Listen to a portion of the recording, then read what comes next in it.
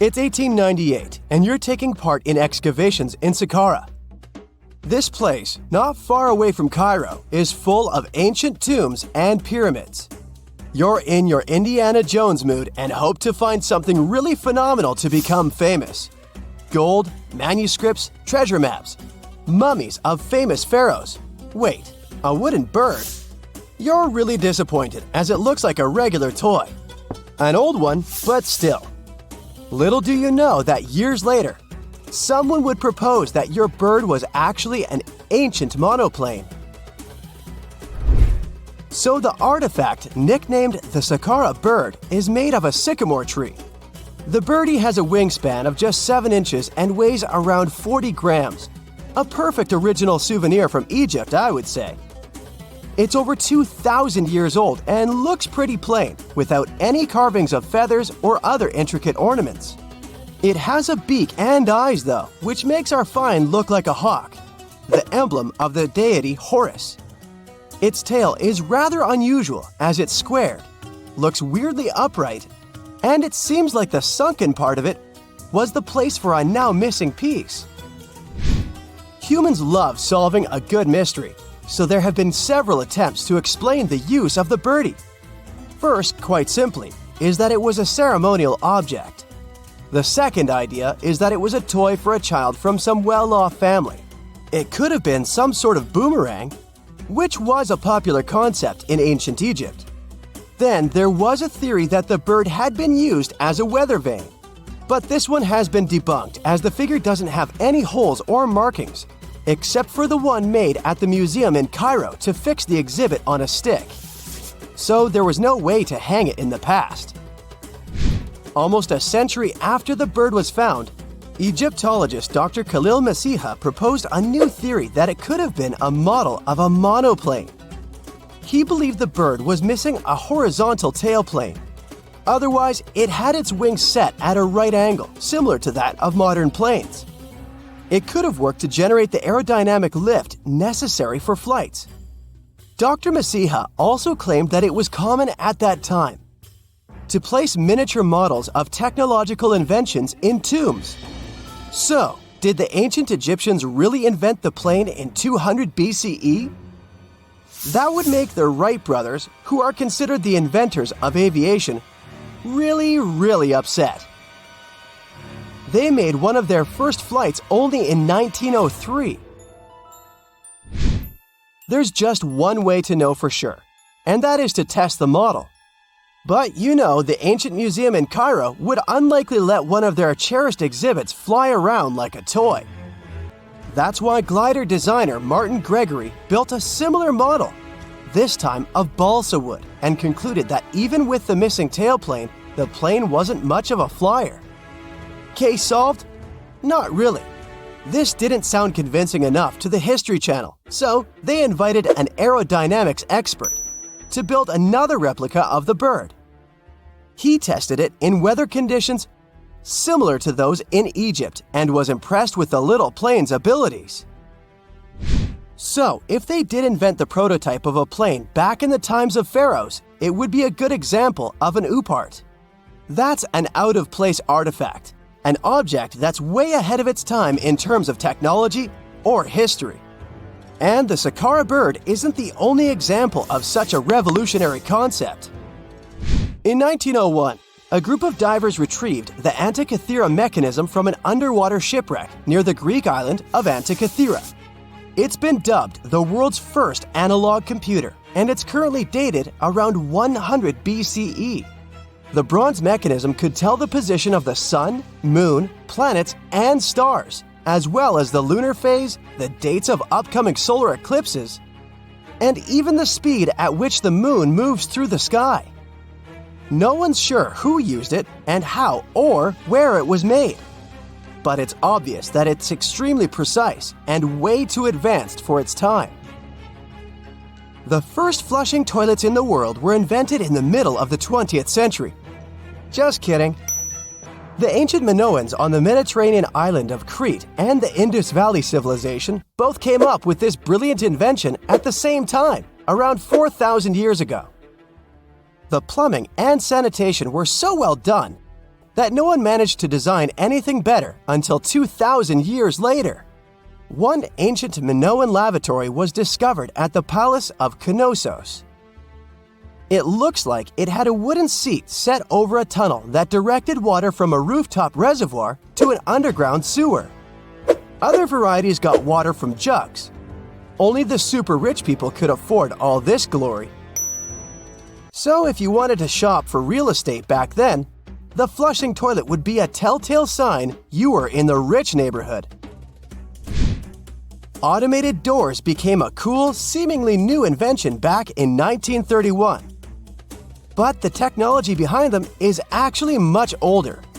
Think the 1st century CE old. Mathematician and engineer Heron of Alexandria came up with a hydraulic system to open and close temple doors. To bring it into action, you need to light a fire to produce heat. There was a brass pot under the fire, half filled with water. The inventor connected the brass pot to containers that acted as weights. When the fire was burning, the water moved into the containers. They went down and pulled the ropes. It was nothing like a supermarket door that opens in front of you before you even have time to think. Heron's door took hours to open, and there was no way to stop the process. That's why they only opened the doors once a day before people entered the temple, to add some mysticism at the temple during ceremonies.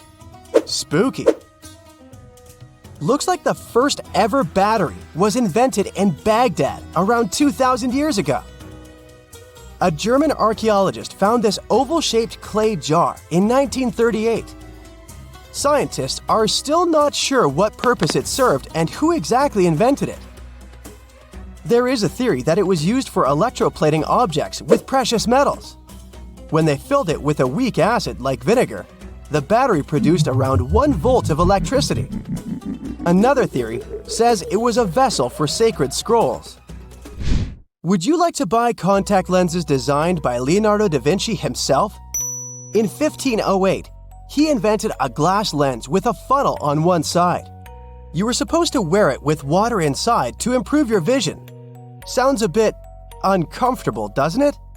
So, around a century later, French scientist René Descartes decided to improve the idea and make the cornea contact the future lenses. Contacts because they contact your eyes, get it?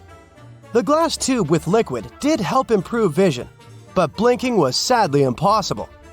2.5 centuries later, new technologies in the glass industry let scientists design contacts that would fit in the eye and even let the wearer blink. Thanks, guys! Still, those lenses were made of heavy blown glass and didn't let the eye breathe. About 50 years later, contacts became plastic, lightweight, unbreakable, and scratch-resistant, but still covering the entire eye. And then, in 1948, an English optical technician accidentally sanded down a plastic lens and figured out they'd still be in place even if they covered only the cornea. Imagine you're living in 19th century London and need to send a message to New York. It would have taken about 10 days to get there by ship. So when delivery time went from days to hours in 1858, it was a true sensation. The first message was sent by Queen Victoria herself. It was all made possible thanks to the transatlantic telegraph cable, running under the ocean. Sadly, the new cool invention only lasted a few weeks. It took years to bring it back to life. There are so many ways to make airplanes safer. For example, they could have ejector seats so that every passenger could be rescued. In reality, though, it's way more difficult than it sounds. If there were ejector seats, your trip would be very different. Everyone would have to be strapped into a seat with a harness to make sure they wouldn't fall out of it. Then you would have to wear an oxygen mask all throughout the flight. An emergency can occur at any time. Then, ejection in itself is a big pressure on your body. Even fighter pilots who are physically prepared can still suffer severe injuries. For an average person, this process wouldn't be safe. So, however cool it sounds, ejection seats aren't very practical and are actually quite dangerous. Okay, well, at least they could have a parachute for each passenger, but this wouldn't be very useful either. parachutes only sound like they can save many lives. First, having them isn't efficient. They're very costly and heavy. So a plane would need to burn more fuel while flying if there were parachutes on board. It would all be worth it, though, if parachutes could make an actual difference to the safety of people, but they can't. Commercial planes aren't designed in a way that would make it safe to jump out of them, especially with a couple hundred people on board. Next, passengers aren't trained to use them. Imagine there's an emergency. The plane is falling, and 200 people are trying to deal with a parachute for the first time in their lives. It would be an absolute mess. Lastly, it's not safe to jump from the high altitudes planes fly at. So, oxygen masks, life vests, and boats are the best life-saving equipment, and every plane has those. You know those huge engines that they have under the wings? Yeah, look at them. They don't look safe at all. Birds can get pulled in, and it actually happens. They could at least put a grate in front of the rotating parts to prevent birds from getting in there. Turns out those engines pull inside huge amounts of air, and this is crucial for them to work properly. The more air gets swallowed, the more air gets compressed, mixed with fuel, and burned. And then, more of it gets pushed out from the other side, keeping the plane going.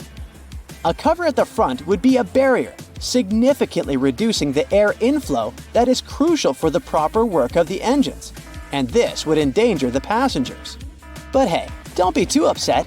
Birds fly way lower than planes do, so they're only in danger for a few minutes at the beginning of the flight while the plane is climbing altitude, and at the very end when the plane is landing. So very few of them ever get pulled in, and if they do, it's never a threat to the engines or passenger safety. Planes also don't change up the gears like cars do, so technically they can't go backwards. The reason for this is that planes don't need to go backward.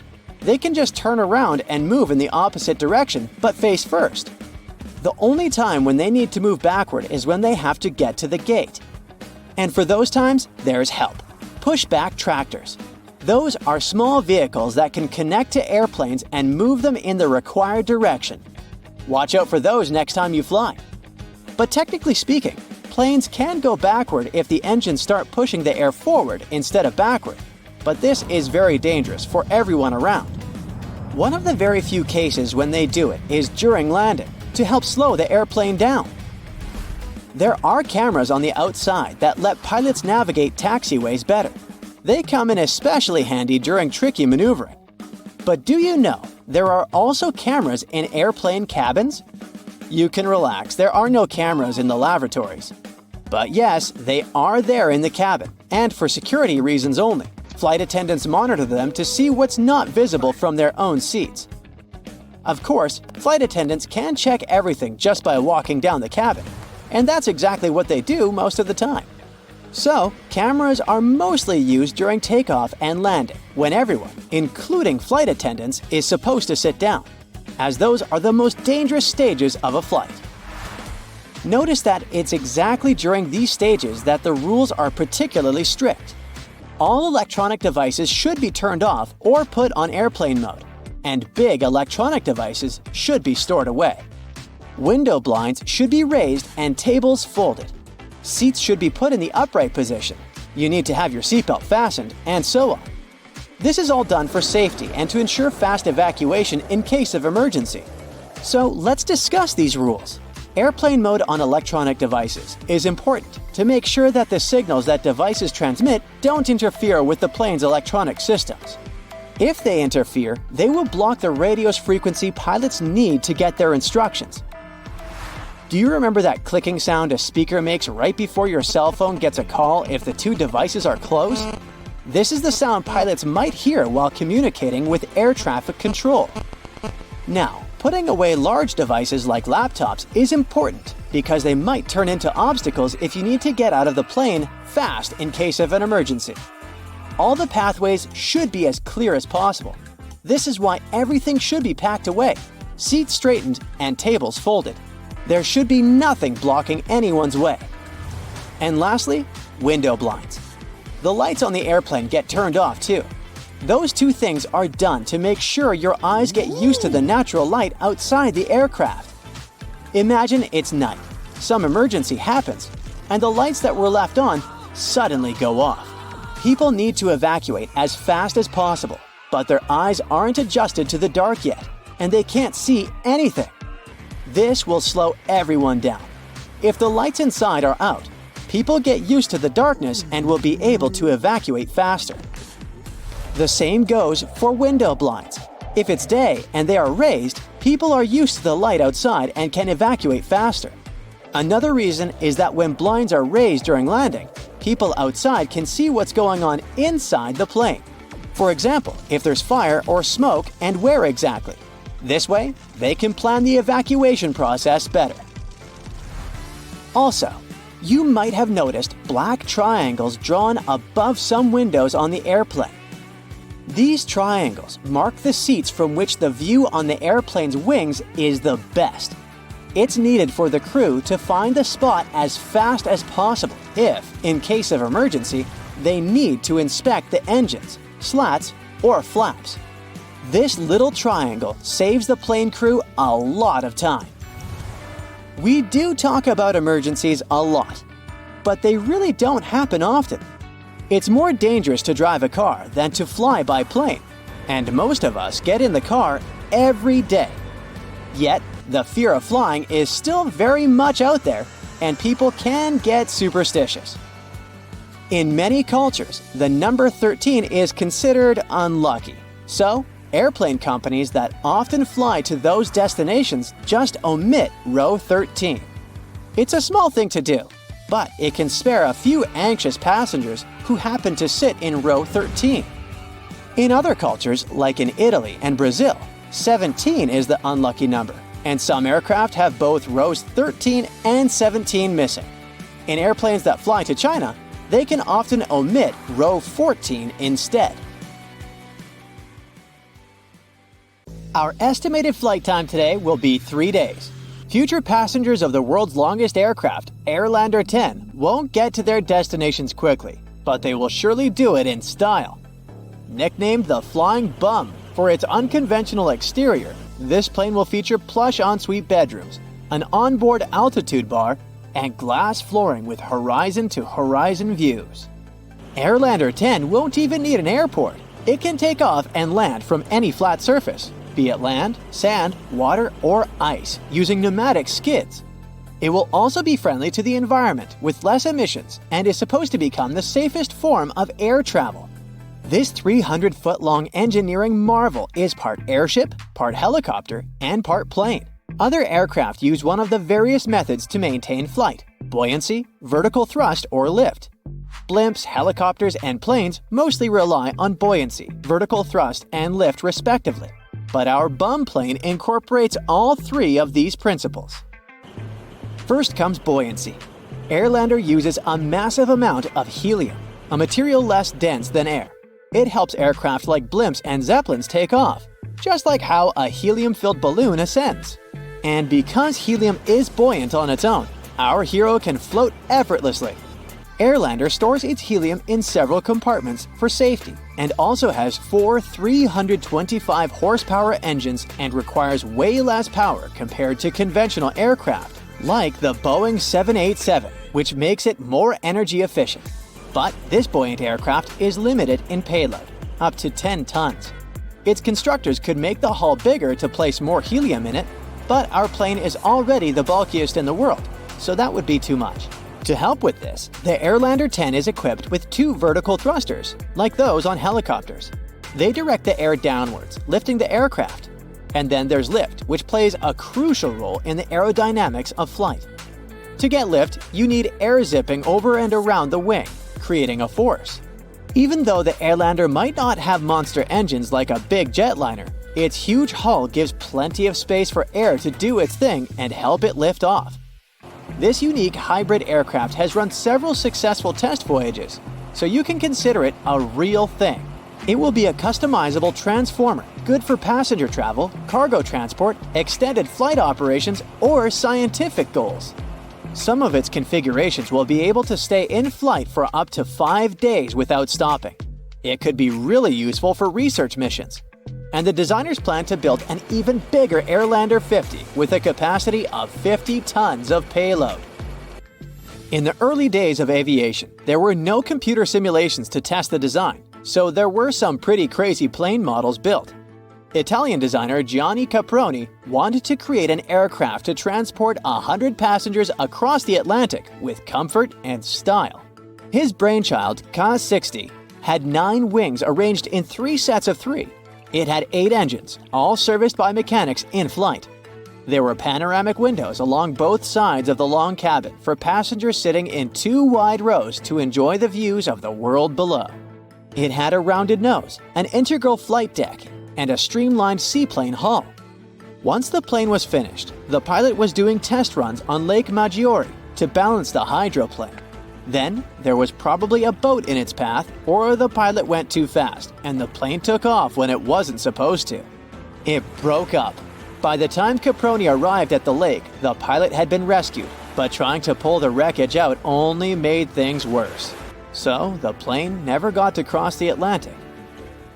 The French engineers went even further and designed a plane with a body modeled after birds and named it Duck. It was supposed to have a steam engine to power a single tractor propeller to the front of its rotund body. The pilot and landing gear were supposed to be attached by cables and frame underneath the body. This weirdly looking aircraft had an official name, but everyone remembered it as the Flying Pancake because of its saucer-like shape. This design was supposed to make it possible to land and take off in tight areas where regular planes can't fit. The prototype was a success with low takeoff and landing speeds, and the disc-shaped design helped generate lift. The engineers received funding for an improved version, but it came with flaws. When they were corrected, there was no longer a need for this quirky plane. German aeronautical engineer Alexander Lippisch came up with the Aerodyne. It looks like the rear part of an airplane after cutting the whole thing in half, but it could fly on its own. It was considered a vertical takeoff and landing aircraft, the same group as helicopters. It combined lift and thrust using a single unit and flow channel, like a ducted fan. Flaps at the end of the fan would divert the outflowing air. The first Dornier Aerodyne flight took off in 1972.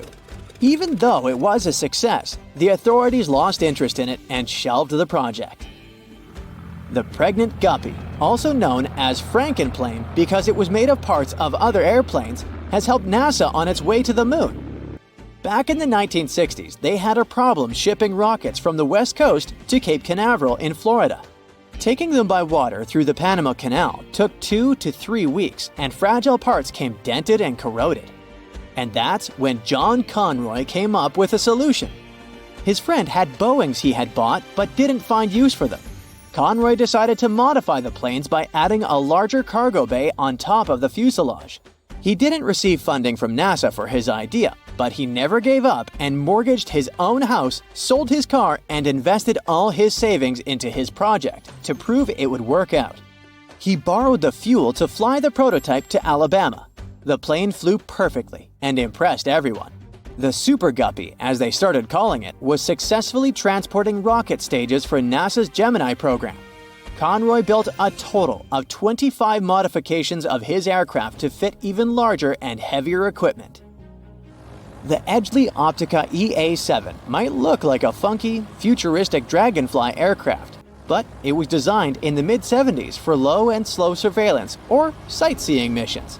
It features a helicopter-like cockpit mounted ahead of a ducted fan motor and an impressive 270-degree field of view.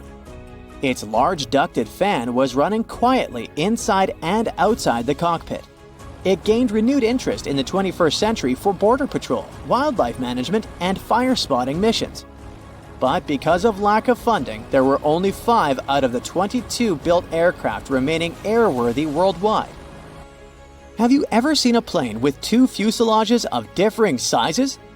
The Rutan Model 202 Boomerang stands out as a multi-engine aircraft built this way to minimize the risks of engine failure. Unlike conventional planes, even if one of its engines were to malfunction, the Boomerang remains easily controllable thanks to its innovative design, which effectively manages asymmetric thrust. This design makes the Boomerang faster and more efficient. This plane was never designed for commercial use, but as a private plane for up to 5 people. You can tell that this short Skyvan was built for practical purposes without caring too much about aesthetics, just by looking at it. And that's how this general-purpose aircraft got its nicknames like Flying Shoebox and The Shed. Despite all the mocking, the Skyvan has served well over the years. It's been around since its first flight in the 1960s, still transferring cargo and passengers today. It can seat 19 people and has a van-like large rear door for loading and unloading freight. That's why it's perfect for short-haul flights, activities like skydiving, and much more. All right, window seat on a flight to Hawaii. You get comfy and are about to have the flight of your life. As it goes on, you look out to the darkness and can't even see the clouds as you're cruising above the ocean. You notice that the flight attendant is asking everyone to shut the shades on the windows, including yours. The reason is that they want the passengers to be comfortable with the lighting.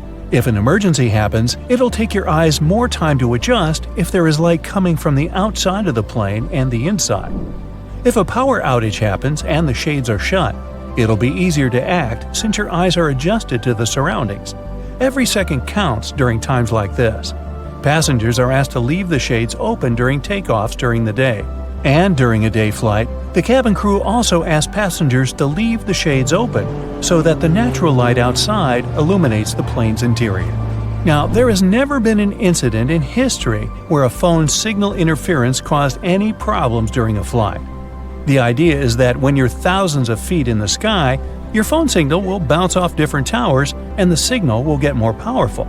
This normally won't be a problem in mid-flight when the pilots aren't doing much work. The real concentration and critical moments are during the landing and the takeoff. The phone signals will just flood the networks on the ground, which will make the pilot's job just a little bit more annoying. Now, it seems to bother you that the windows on the plane are so small given the improved technology over the years. The windows on airplanes are so small relative to the size because they need to maximize the hull between them and increase the strength of the frame. The overall frame over the plane is actually at its strongest if there aren't any windows at all. Metal fatigue occurs over time, originating at the weak points of the plane. The bigger the windows, the weaker the frame. You lift the shades just to take a peek outside. You're so far from the ground, it looks like you're actually closer to space than Earth, but you're only 7% the distance from where astronauts go. Planes can technically go higher than that, but they can't because it won't be good for the passengers and the crew members. Planes can sometimes cause lightning storms during a cloudy flight, but don't worry, you're safe. The static creates lightning whenever a plane passes through, and it can strike while it's moving. But over the years, technological advancements improve the quality of airplanes. The electrical current of lightning is distributed throughout the aluminum structure so that it doesn't affect the controls. Some people start panicking on the flight. All the windows are shut because the flash of lightning is disturbing for many people who are trying to sleep. One person panics a little too much and tries to open the exterior door in mid-flight. Well, this is almost impossible to do because of internal pressure. You'd have to be a superhero to open it up. The plane exits the cloud cluster back into normal sky. The flight attendants are bringing out some dinner. You pull out your tray and wipe it clean. It's reported that this is the dirtiest part of the plane. Nope, not even the toilet. After cleaning it, they serve some chicken and little veggies on the side. The smell is incredible, but when you take a bite, it somehow doesn't taste as good. It's because the difference in air pressure and the low humidity alters your taste buds, especially the sweet tooth part and the salty buds. Only a few hours left until you arrive at your destination. You wake up and the flight attendants ask you to put on your seatbelt and tuck in your tray. The plane lands and parks. You're the last one out and make your way to the baggage claim. The conveyor belt rotates, but you don't see your bags. When flights lose your baggage, there's a pretty good chance that they're still in the location where you traveled from. Occasionally, they can end up on other flights due to human error. The flight agencies can recover your luggage if you file that they're missing. You read the signs on the flight destination screen showing the arrivals and departures. These signs are written in 3 specific fonts so that people can read them from afar while walking. As you continue walking, you stare out into the large window panels. These windows are made of special material. It makes you feel like you're closer to your plane than when you look through regular ones. You notice they're driving the bags to the planes for loading and refueling them before takeoff. They fill up the planes with just enough fuel to take them to their destination, rather than pumping them with a little extra. That's because they need the planes to be as light as possible since fuel is heavy. You head outside and feel the hot wind of Hawaii in your hair.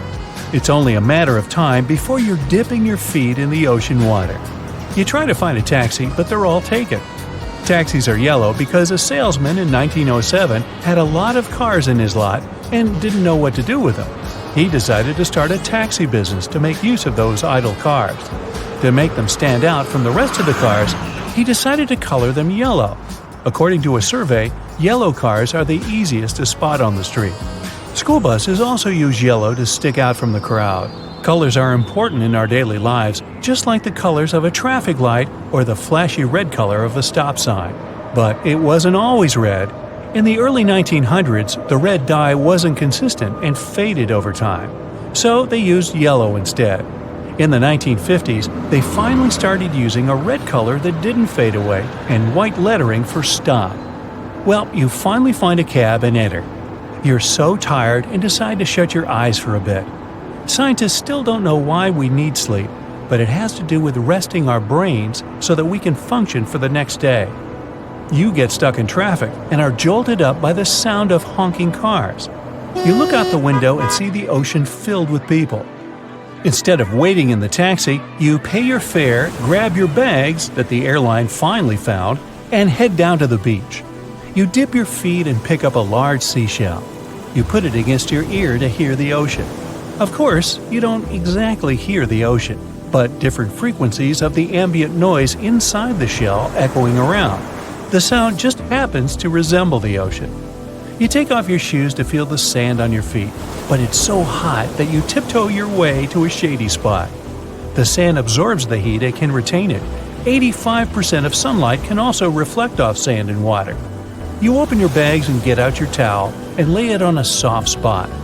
Even though you're sitting in some shade, you're still at risk of getting a sunburn.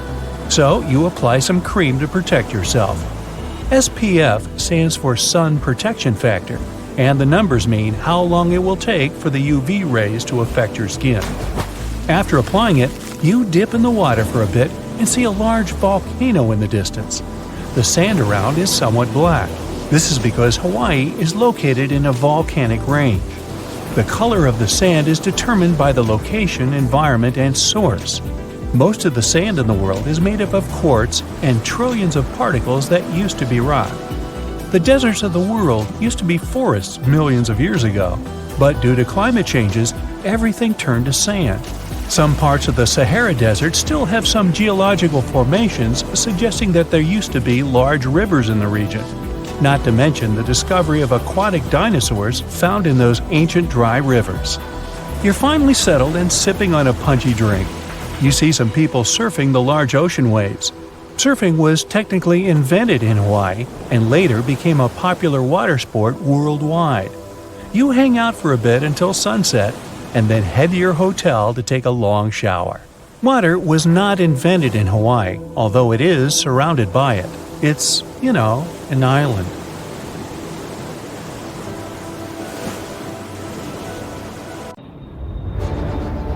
The plane had been in the air for a mere 25 seconds when the pilots noticed weird noises and bizarre vibrations. They tried several ways to improve the situation, but nothing worked.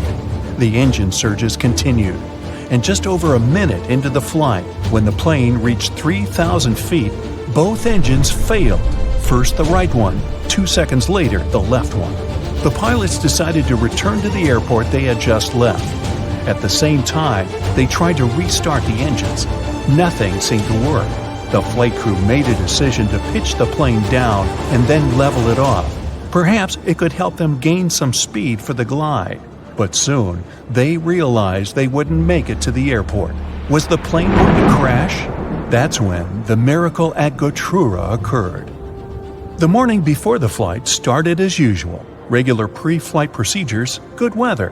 The members of the flight crew were experienced pilots, a 44-year-old Danish captain with over 8,000 flight hours under his belt, and a 34-year-old first officer from Sweden with 3,000 hours. So, what could go wrong? The plane itself was almost brand new. It was a McDonnell Douglas MD-81 nicknamed Dana Viking. It made its first flight on March 16, 1991. By that fateful day, the aircraft had been in service for a mere 9 months. There were 122 passengers and 7 crew members on board. Flight 751 Scandinavian Airlines was a scheduled flight from Stockholm, Sweden to Warsaw, Poland. On the way, the plane was supposed to make a stop in Copenhagen, Denmark. The aircraft took off from Stockholm according to its schedule at 8:47 a.m. local time. But by that point, the people inside had already been doomed, all because of a terrible sequence of events before the departure. It started the night before. The plane arrived at Stockholm Airport after a flight from Zurich. It was 10:09 p.m. The aircraft spent the night at the gate outside. It was cold. The temperature dropped to 34 degrees Fahrenheit, just above freezing. What made the situation even worse was that almost 6,000 pounds of freezing cold fuel, chilled during the night, still remained in the tanks located in the wings. The fuel was so cold because the plane had been flying at the cruising altitude, where the air temperature outside the cabin varied from -61 to -80 degrees. The flight from Zurich lasted around 1 hour and 40 minutes. Soon after midnight, a flight technician came to check on the aircraft. The man had to remove some slush from the landing gear, otherwise he wouldn't be able to examine it. At around 2 a.m., when he was leaving, he noticed some ice covering the upper part of the wings. By the morning, the situation had become even dire. A layer of clear, almost invisible ice had formed on the tops of the wings. The plane had to leave the gate at around 8:30 a.m. An hour before the departure, the mechanic responsible for the plane noticed that some ice covered the underside of the wings. He decided to make sure there was no ice on the tops of the wings. He climbed a ladder and put one knee on the wing. Then he bent forward to touch the front part of the wing. There was no ice, just some slush. The mechanic decided to make sure everything was fine with the air inlet of one of the engines. He didn't find anything abnormal. Soon after that, the personnel used more than 220 gallons of de-icing fuel to remove ice from the plane. The mechanic consulted with the captain of the aircraft and ordered the staff to de-ice the underside of the wings as well. After all, he had seen some ice there. But no one thought to double-check if there was clear ice on the tops of the wings.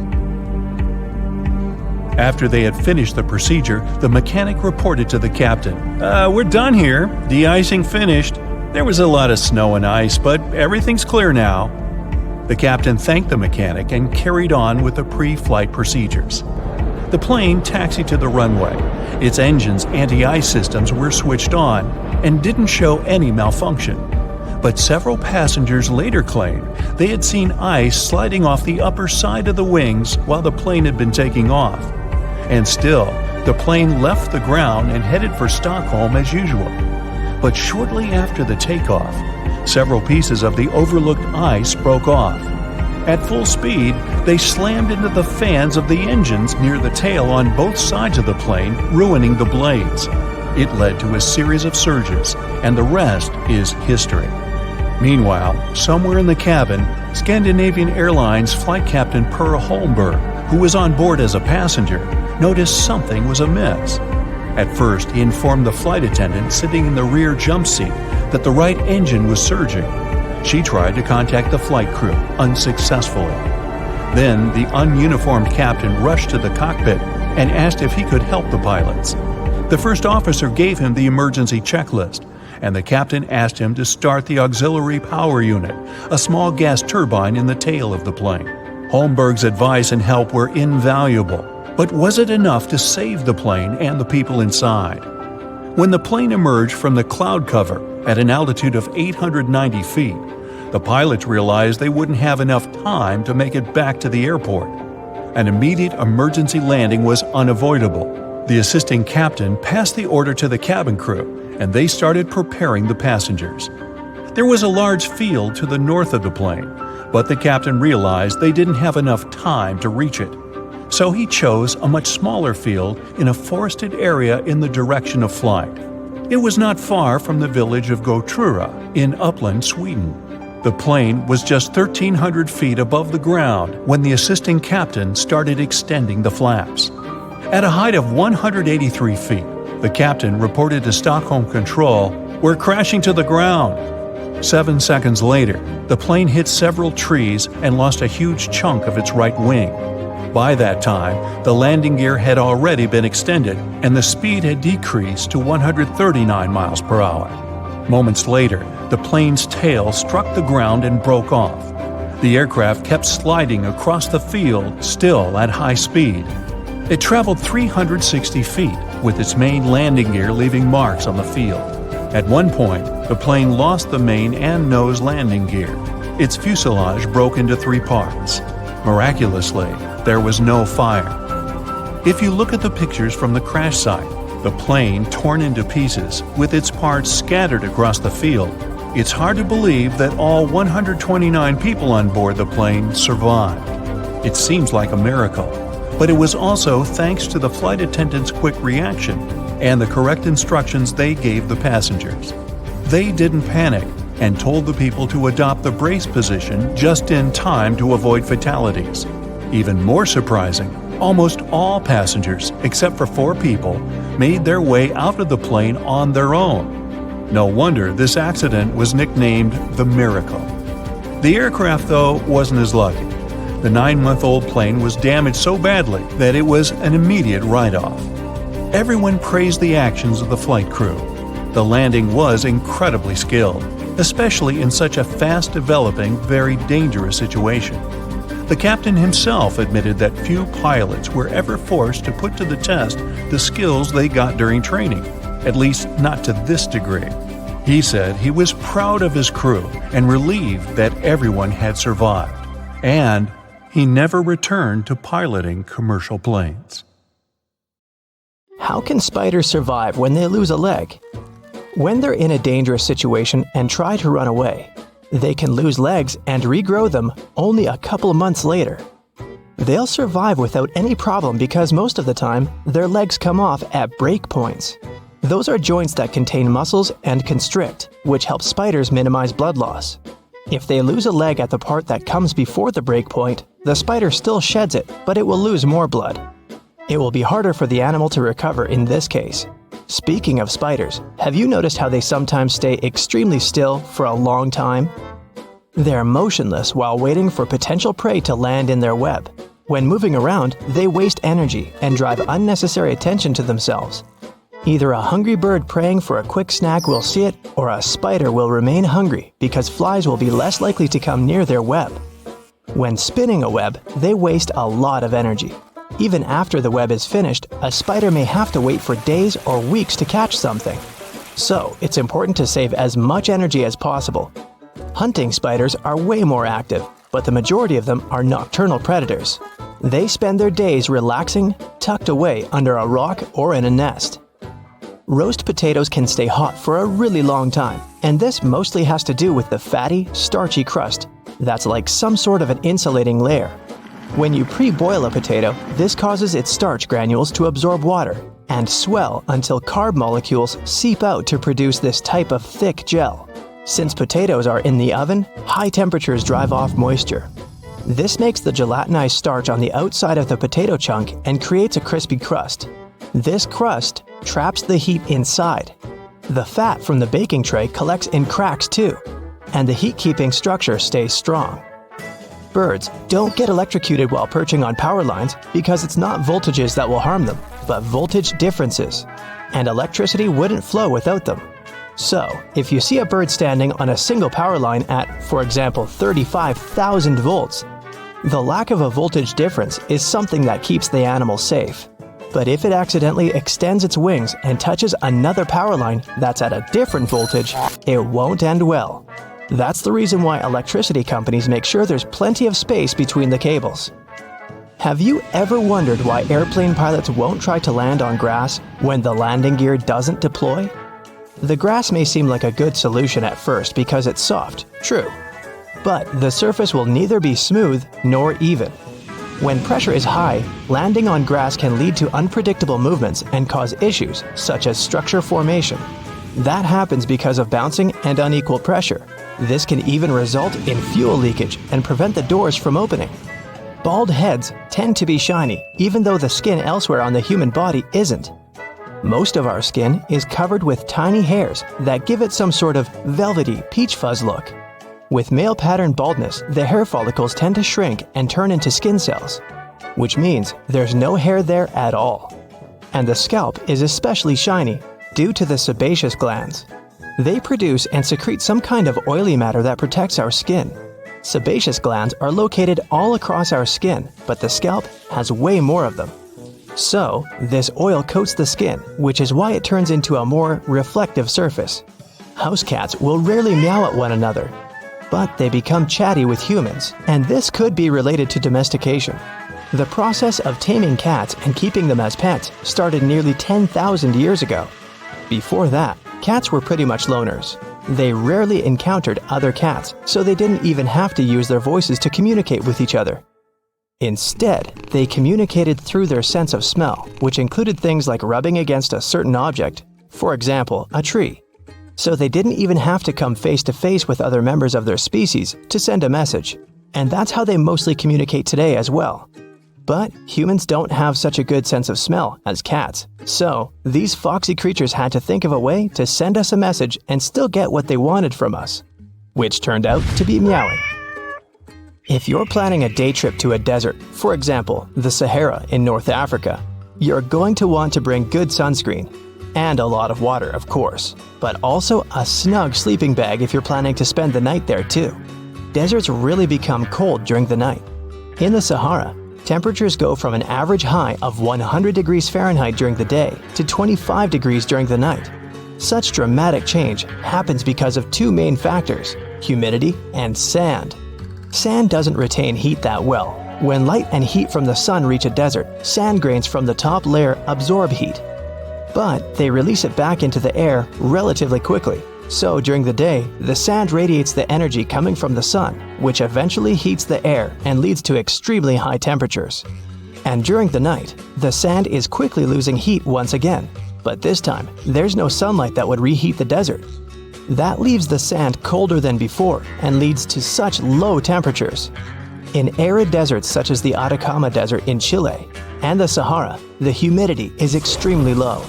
That means the amount of water vapor in the air is almost zero. Unlike sand, water does well to store heat. Water vapor in the air traps heat close to the ground. It's like you cover the ground with a huge blanket.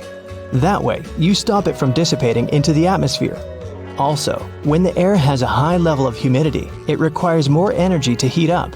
That means it takes more time for that same energy to disappear and for the surroundings to get colder. Since there's almost no humidity in deserts, such areas can both quickly heat up and cool down. If you microwave water for tea, it will taste worse than when it's made with a kettle. That's because the temperature of the liquid is the main factor for a good tea. Water should reach a rolling boil before you pour it over tea leaves, whether they're loose or bagged. It's an easy thing to do with tea kettles, both the electric and stovetop varieties. When the burner or the electric heating element is on, the water at the bottom of the vessel warms up. As it's getting hotter, water through the rest of the kettle comes to the boiling point. A microwave doesn't heat from the bottom up. It creates electromagnetic waves that randomly jump around the box. You probably notice when you try to reheat leftovers, they end up partially frozen in some spots and extremely hot in others. The same will happen with water because it's hard to control microwave energy. Overheated liquid won't be good for tea either. When water goes above 212 degrees Fahrenheit, which is the boiling point for water, it can destroy the compounds that give a tea its specific flavor. Have you ever wondered why those electrical plugs most Americans use have holes in the prongs? The story dates back to the early 20th century when Harvey Hubble Jr. invented different types of electrical plugs. He started with the detachable electric plug, which was the first ever of that type. Some of his designs had prongs with indents, those aligned with tiny bumps inside the electrical sockets. Such an indent and bump system secured the prongs in place after people would insert a plug into a socket. At some point, these indents gave way to holes, which worked in the same way. But that's just part of the story. Most of the modern outlets don't even have bumps anymore. They keep plugs from falling out of the wall by using friction and pressure. Today, some manufacturers insert a rod through all the holes in a line of prongs. That's how they lock them in place while encasing them in plastic. Some also say the holes save metal, which cuts costs of manufacturing in the long term. Why do cats like to like people? Whoops, that's supposed to read lick people. Sorry. There are a few potential reasons for this. First, they're collecting biochemical information from your skin. They could also be marking you as one of their possessions. Admit it, this totally sounds like cats. And it could be that they're just letting you know they trust you, or at least showing you they don't find you to be some serious threat or competition. How come bananas get sweeter as they ripen? Fruits don't disperse their seeds randomly. They do it when animals eat them. At a certain stage, they suddenly increase their sugar content, which is how they try to encourage animals to eat them at that stage, specifically when their seeds are mature. Mature seeds have developed special coatings that protect them when passing through the animal's digestive system. Do I have to paint you a picture? Why does our skin get wrinkly after we spend time in water? After 5 to 10 minutes in the bathtub, you will notice there are small wrinkles forming on your feet and hands. Scientists speculate that it could be the way our body gets a better grip when immersed in a slippery environment. Our wrinkly fingers improve our grip on submerged or wet objects. Also, they channel water away in a similar way to the rain treads on car tires. When you eat something really sour, you just don't feel it on your tongue. Sometimes your entire face contracts, so everyone around can see that you don't like the food you're eating. That specific sour flavor that causes this reaction is the result of the hydrogen ions that acids release when they mix with saliva. Yes, that's a mouthful of science. At the moment when your mouth detects this sign of an acid, it sends you a message in a pretty dramatic way, so you can't ignore it. It's an evolutionary response that made sense in the old times, because many of the plants that our ancestors found in nature and later wanted to consume were poisonous, especially plants with sour flavors. So even today, your taste receptors light up and your face twists in a way that is out of your control when you taste something like that. Like this. A lighter color on an airplane is actually heavier than darker paint. The color white requires a higher solid content than black to get the necessary saturation. And the higher the solid content is, the heavier the paint is going to be, which is why white paint is one of the heaviest. But white planes are more efficient than black ones, although this also depends on how you define efficient. The white paint reflects more sunlight than the dark one. Different colors absorb different wavelengths of light, and white objects heat up more slowly compared to darker ones. This results in a cooler interior, which is why it's easier for the entire plane to remain cool. If your hot tea tastes odd when you drink it out of a plastic cup, don't worry, it's not just you.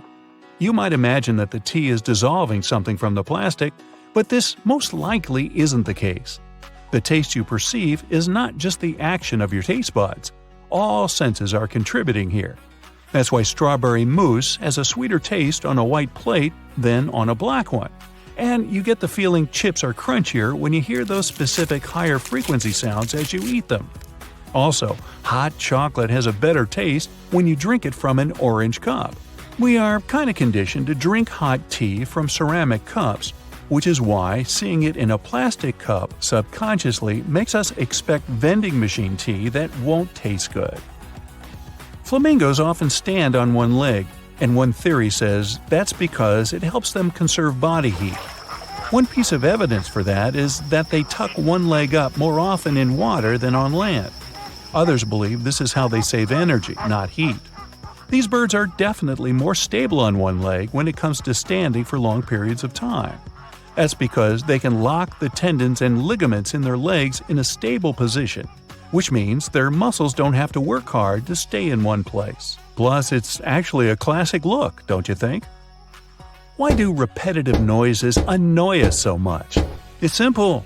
They're constantly attracting our attention so we can't focus on other things. We stop reacting to certain repetitive sounds like ticking clocks really quickly. But some are just too annoying, like a slowly dripping faucet.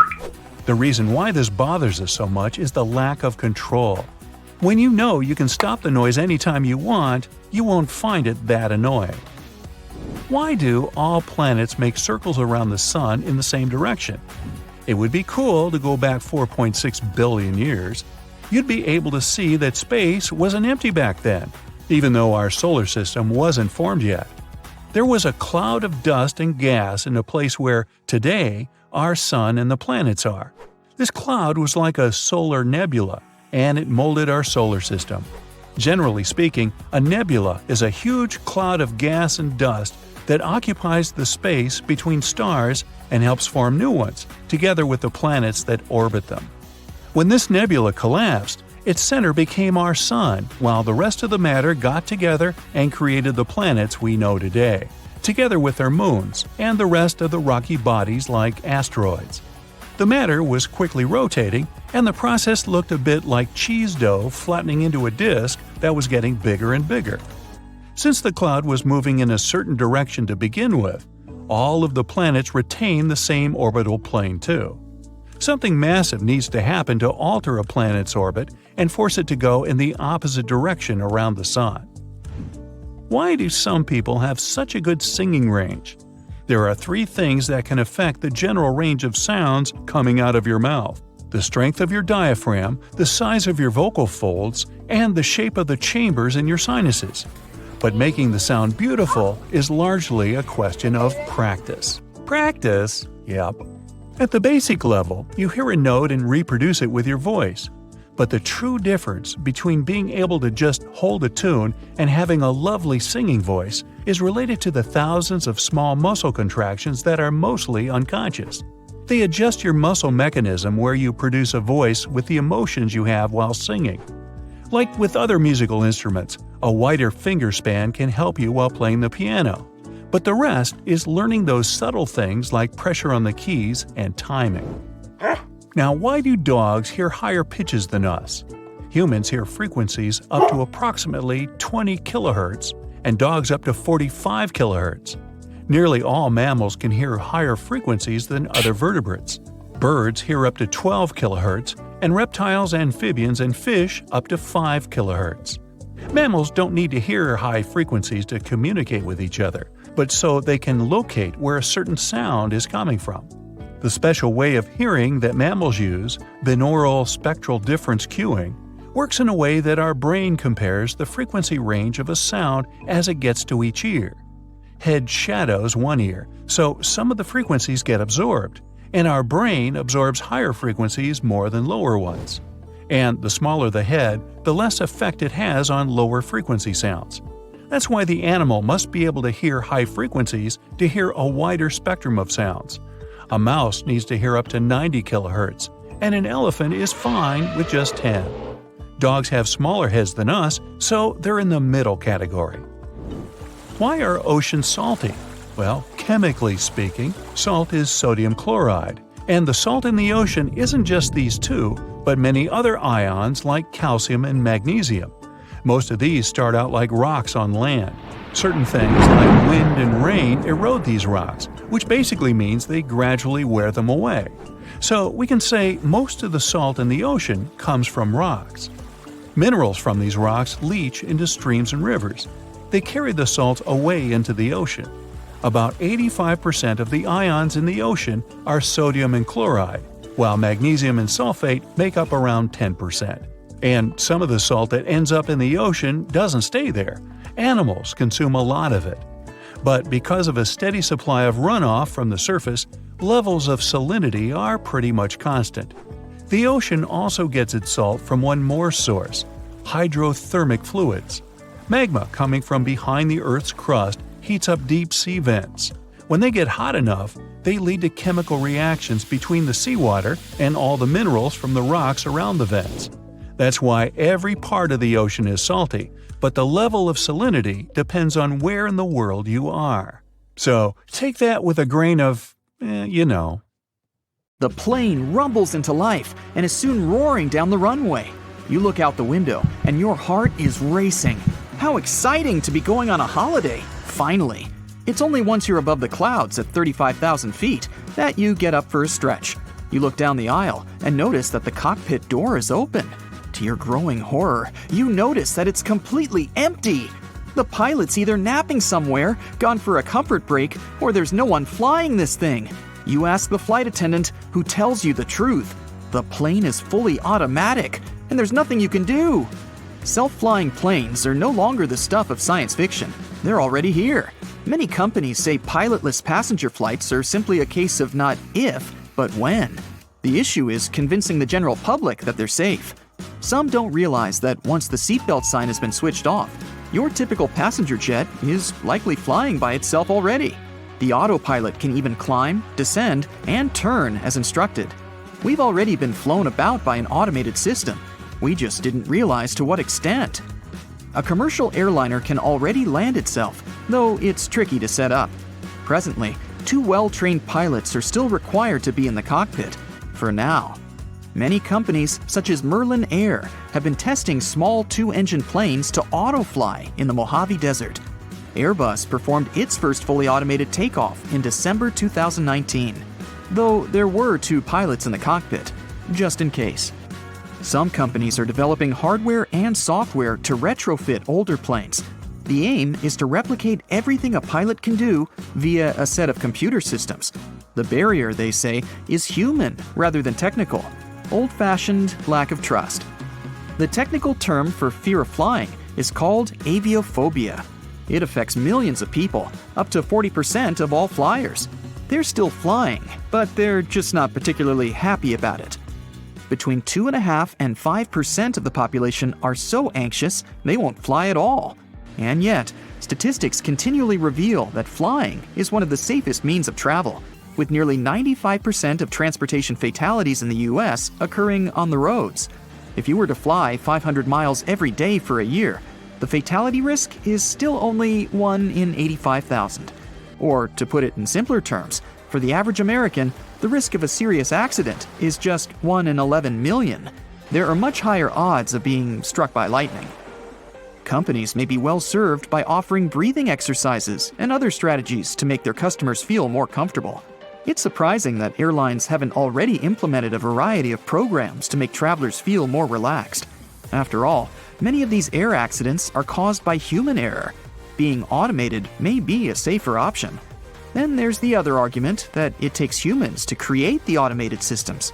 There's no doubt, though, that fully autonomous aircraft will soon be with us.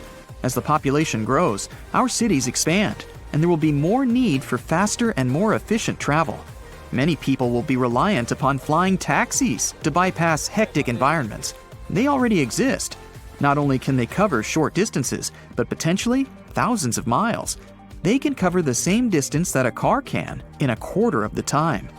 They're much like helicopters in that they're capable of vertical takeoff and landing, known as VTOL, making them able to land and take off from almost anywhere. They will also be built of quieter mechanisms to keep noise pollution down, better than a train rattling past your bedroom window. They also use electric propulsion systems, which will keep emissions low. No endless traffic jams and mouthfuls of fumes. The difference with air taxis is that there's no pilot, with the destination locked in from the beginning. The challenge for designers is how to operate in environments with numerous structures, such as buildings and bridges, and how to navigate moving obstacles as well, such as other aircraft and even flocks of birds. Tackling a variety of weather conditions, too, can also make for complicated and even dangerous possibilities. Superstorms, dust storms, snow, wind gusts, and even tornadoes can pose real problems. It's not like you can instruct your cabbie to take a different route. Or will we be able to do just that? Perhaps we could verbally tell the system to divert from its projected pathway. This is the same situation for planes, particularly in terms of weather and air turbulence. There is still much more work to do. Air taxis can only accommodate a limited number of people, though it's projected that short-range flights could carry up to 14 people. There is so much confidence in these vehicles that a startup company, Skyports of Melbourne, Australia, want to start operating a large-scale nationwide air taxi base by 2025. Other large corporations are also in the air taxi race, such as Boeing, Airbus, and Toyota. With larger planes already capable of pilotless flight, you may be wondering, why isn't this happening already? People will surely get used to it. Well, there are a few obstacles. There are regulations that are yet to be drawn up. Business people are already saying that regulators are falling behind, and that air taxis alone could be a multi-trillion-dollar industry within just 2 decades. Not all experts agree that the technology is reliable. Some pilots have also stated that automatics can malfunction and that someone must be there to take over. They also point to weather events that cannot be predicted and require the speed of human intervention. You could also argue that the pilots are going to say things like that because, well, they don't want to lose their jobs, and who can blame them? Yet they're not wrong. The Boeing 737 MAX, for example, was grounded in 2019 after 2 well-known crashes, one in Indonesia and the other in Ethiopia. The reason, in its simplest form, was due to flaws in the flight stabilization program. Incidents such as these only reinforce the fear. While pilots rightly say they've had to intervene when computer systems don't function correctly, in return, there's been documented crashes because pilots did not trust their systems and ignored warnings. There's also a very important factor to take into account. Research has suggested that without pilots, airlines could save $35 billion a year, and that's a lot of motivation. Regardless, the industry is changing, and there's increased development every year. Sophisticated sensors, improved cameras, self-assessing systems. Despite these advances, though, basic questions are yet to be fully answered. What would the automatic pilot do if there was an emergency? Could it automatically scope out a place to land safely? Could it put out a distress call? And how would it communicate with air traffic control? This uncertainty is what makes people fearful. We only have to look to drones to see what's already possible. Whether operated via smartphone or from onboard a ship, drones are unmistakably becoming more commonplace and performing an array of tasks. From filming whales to delivering parcels and long-range intelligence gathering, they map inaccessible terrain and use thermal sensors for search and rescue operations. They can even drop in supplies in disaster situations. They're literally saving lives. Their usage has tripled from 2019 to 2021 and is expected to do so again by the end of 2022. And yet, none of this is actually new. Over a century ago, the British developed unmanned aerial vehicles, or UAVs. They managed to fly a radio-controlled monoplane on March 21, 1917. More prototypes were developed over the decades, and in the 1940s, thousands of pilotless drones, or OQ-2 radio planes as they were known, were built. Many variations have been used ever since. Model enthusiasts have been using radio-controlled toy planes for decades. Drones continue to grow in popularity due to their high level of convenience and effectiveness. For these reasons and more, the technological advancements continue at breakneck speed. And yet, their full potential has not been reached, not by a long shot. If drones can be used for such extraordinary means, imagine what pilotless planes could do. The sky is literally the limit. While many are still fearful, people have already been flying for well over 100 years. The technology is there. It's whether the public is ready, in a manner of speaking, to take the leap that counts. Oh boy, you take your seat on the plane and look around. It's a large aircraft, spacious and new. You look up. Something draws your attention to that small compartment above your seat that contains your oxygen mask. Come to think of it, you've only ever seen it during the in-flight safety demonstrations. Maybe it's for the better, you think, and relax into your seat. Screaming and powerful jerks are what wake you up. One of the flight attendants is saying something in an urgent voice, but still disoriented after your nap, you can't catch the meaning of the announcement. And then, right in front of your face, you see an oxygen mask. Uh-oh. You place the mask over your face. You did pay attention to the safety demonstration, Then you grip the armrest and close your eyes, trying to calm down, however impossible it sounds. But do you know what's going on inside your oxygen mask? Well, let's talk about it.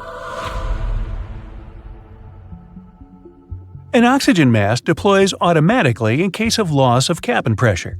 It might happen for several reasons. For example, some problems with the fuselage or malfunctioning of the valves pumping air into the plane. But most of these incidents aren't life-threatening if the masks deploy as they're supposed to. The problem with the air above 10,000 feet is that it contains too little oxygen for people to breathe. That's why once a plane rises higher than that altitude, the pressurization system springs into action. Its main task is to create the same breathable conditions as at the height of 5,000 to 8,000 feet. Now, if, for some reason, this system fails, oxygen masks drop. If this happens, it's crucial to put your mask on within the first 18 seconds after it deploys. If you procrastinate, you'll feel the effects of hypoxia, low oxygen levels in your blood, very fast. You'll become drowsy. And if you keep ignoring your oxygen mask, you're likely to pass out. Anyway, you acted fast and can now breathe freely. But for how long? And is it really oxygen that you inhale? Well, first of all, you notice with horror that your mask doesn't inflate. No worries, it shouldn't. It's supposed to rise and fall along with your breathing. So everything functions perfectly fine, even if it might seem it's not working. Now, hold on to your hats, here's shocking news. There isn't actually any oxygen in the mask. Instead of the gas, there are several chemicals. When they combine, they mimic good old breathable oxygen. The main reason for using the chemicals is safety issues. This mixture is way less combustible than oxygen tanks. Anyway, the chemical reaction that is happening in a deployed oxygen mask is the reason why you might smell something burning when putting it on. That's the chemicals mixing and forming the new substance. In case of a real fire, your mask simply won't drop. The chemicals inside can, unfortunately, fuel the flames. Oh, and don't forget that in your mask, there's only enough oxygen for 20 minutes at the most. This time is usually enough for the plane to get down to the necessary altitude. When the chemicals in the mask are all used up, the mask stops the flow of air. But by that time, you're already at an altitude where you can breathe without additional help. By the way, oxygen masks are not used too often. On U.S. airlines, it's only been 2,800 cases over a period of 40 years. In other words, additional oxygen was necessary a mere 10 times per 1 billion flight hours. The average cruising altitude of a commercial aircraft is 31,000 to 38,000 feet. Why can't planes climb higher than that? Well, it's not that they can't, they simply don't.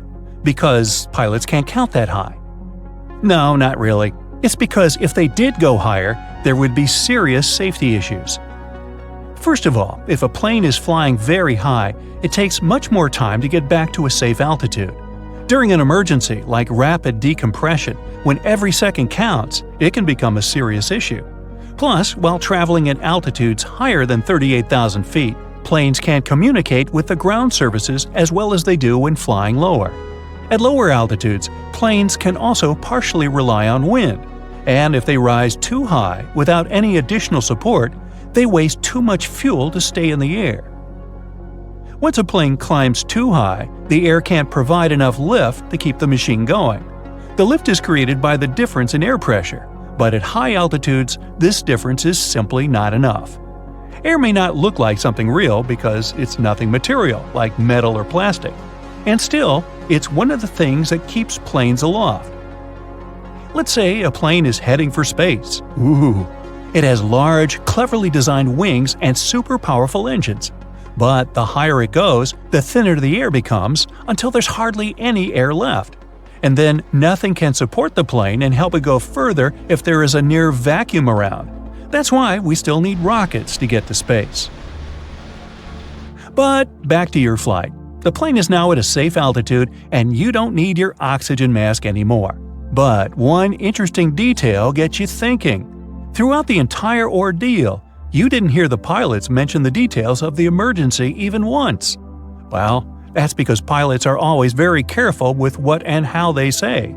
They'll never announce anything dramatic like fail or malfunction.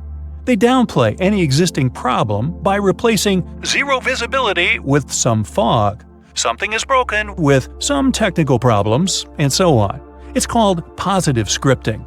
Hey, looks like we've just jettisoned both our wings. Well, that should help us save on weight. Flight attendants are supposed to follow it as well, but passengers perceive pilots' announcements as more important and statistically listen to them attentively 100% of the time. At the same time, if there's a really serious problem you need to be prepared for, you'll definitely get informed. Now, picture this. You enter the passenger cabin of a spacious airplane, and as soon as you find your seat, you realize that for the next several hours, you're going to be crammed in the middle seat between two other human beings. But oh, look! There is a perfectly empty row of seats at the end of the plane. Time to switch places. But what you need to keep in mind is that by doing so, you might endanger the safety of the whole plane. Really? First of all, you aren't likely to be the only person willing to change your seat. But if a couple of passengers do it, they might upset the balance of the aircraft. And since most planes are extremely sensitive to any changes in their center of gravity, it can lead to very unpleasant consequences. Positive scripting again. Pilots must know the distribution of weight on the plane during the takeoff to make special calculations. If these calculations are wrong, there are chances that the aircraft will crash once it tries to leave the ground. Oops. But even if the worst doesn't happen, pilots can still have serious problems with controlling the plane.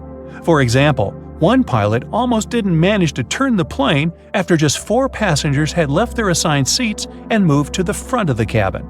The situation was critical because the runway was unusually short, and if something had gone wrong, the plane wouldn't have been able to stop.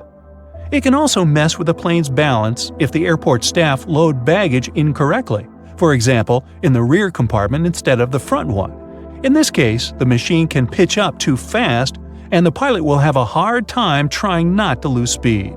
Now, that doesn't mean you can't change your seat on the plane at all, but before doing that, ask a cabin crew member if you're allowed to. Still shaky after the fright you've just had, you try to distract yourself. Luckily, you have a window seat and can watch the clouds and… wait! You suddenly notice the way the airplane wings are flexing. They seem to flap so much that you get worried they're going to fall off. No worries. The wings are supposed to flex. They're designed this way. If they were stiff, they would snap off as soon as the lightest turbulence hit the plane. By the way, pilots recommend that nervous flyers who are afraid of turbulence should pick seats in the middle of the cabin. Turbulence affects the front and rear parts of the cabin the most. The middle, over the wing section, doesn't shake that much.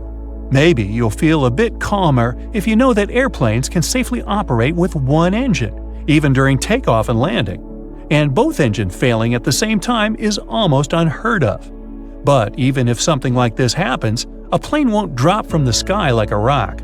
If both engines stop working at a high altitude, pilots still have at least 20 minutes to find a place to land.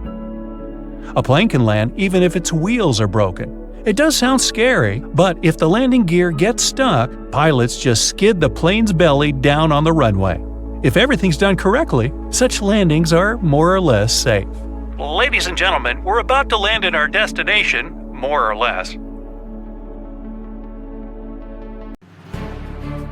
With a population of only 730,000, Alaska is home to almost 8,000 pilots.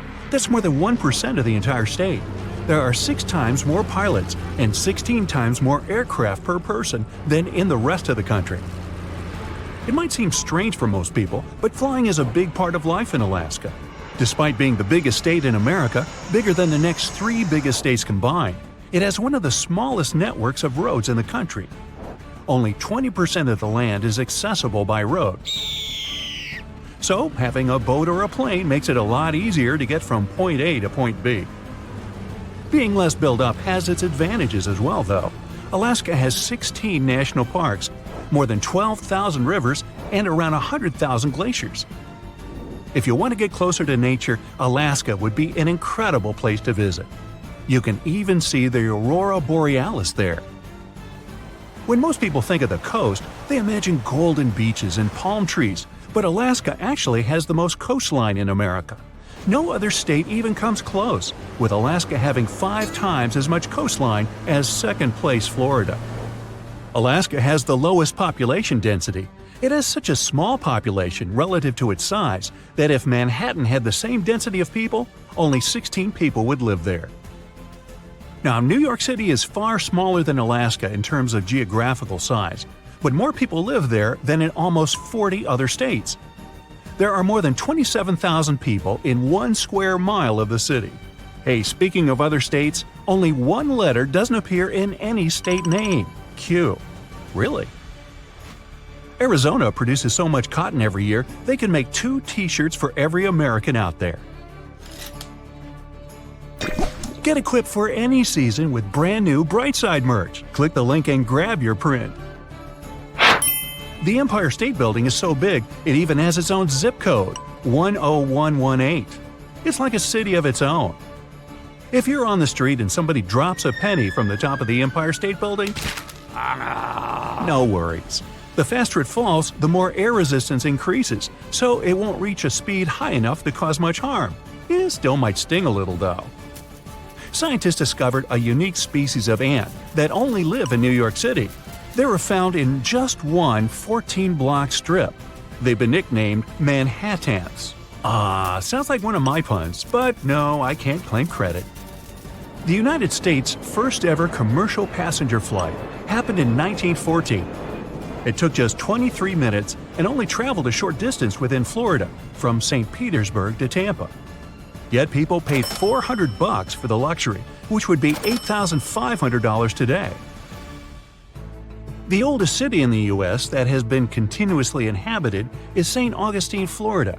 It was founded in 1565. Mount Everest is famous for being the tallest mountain in the world, but that's only true if you consider mountains that are above sea level.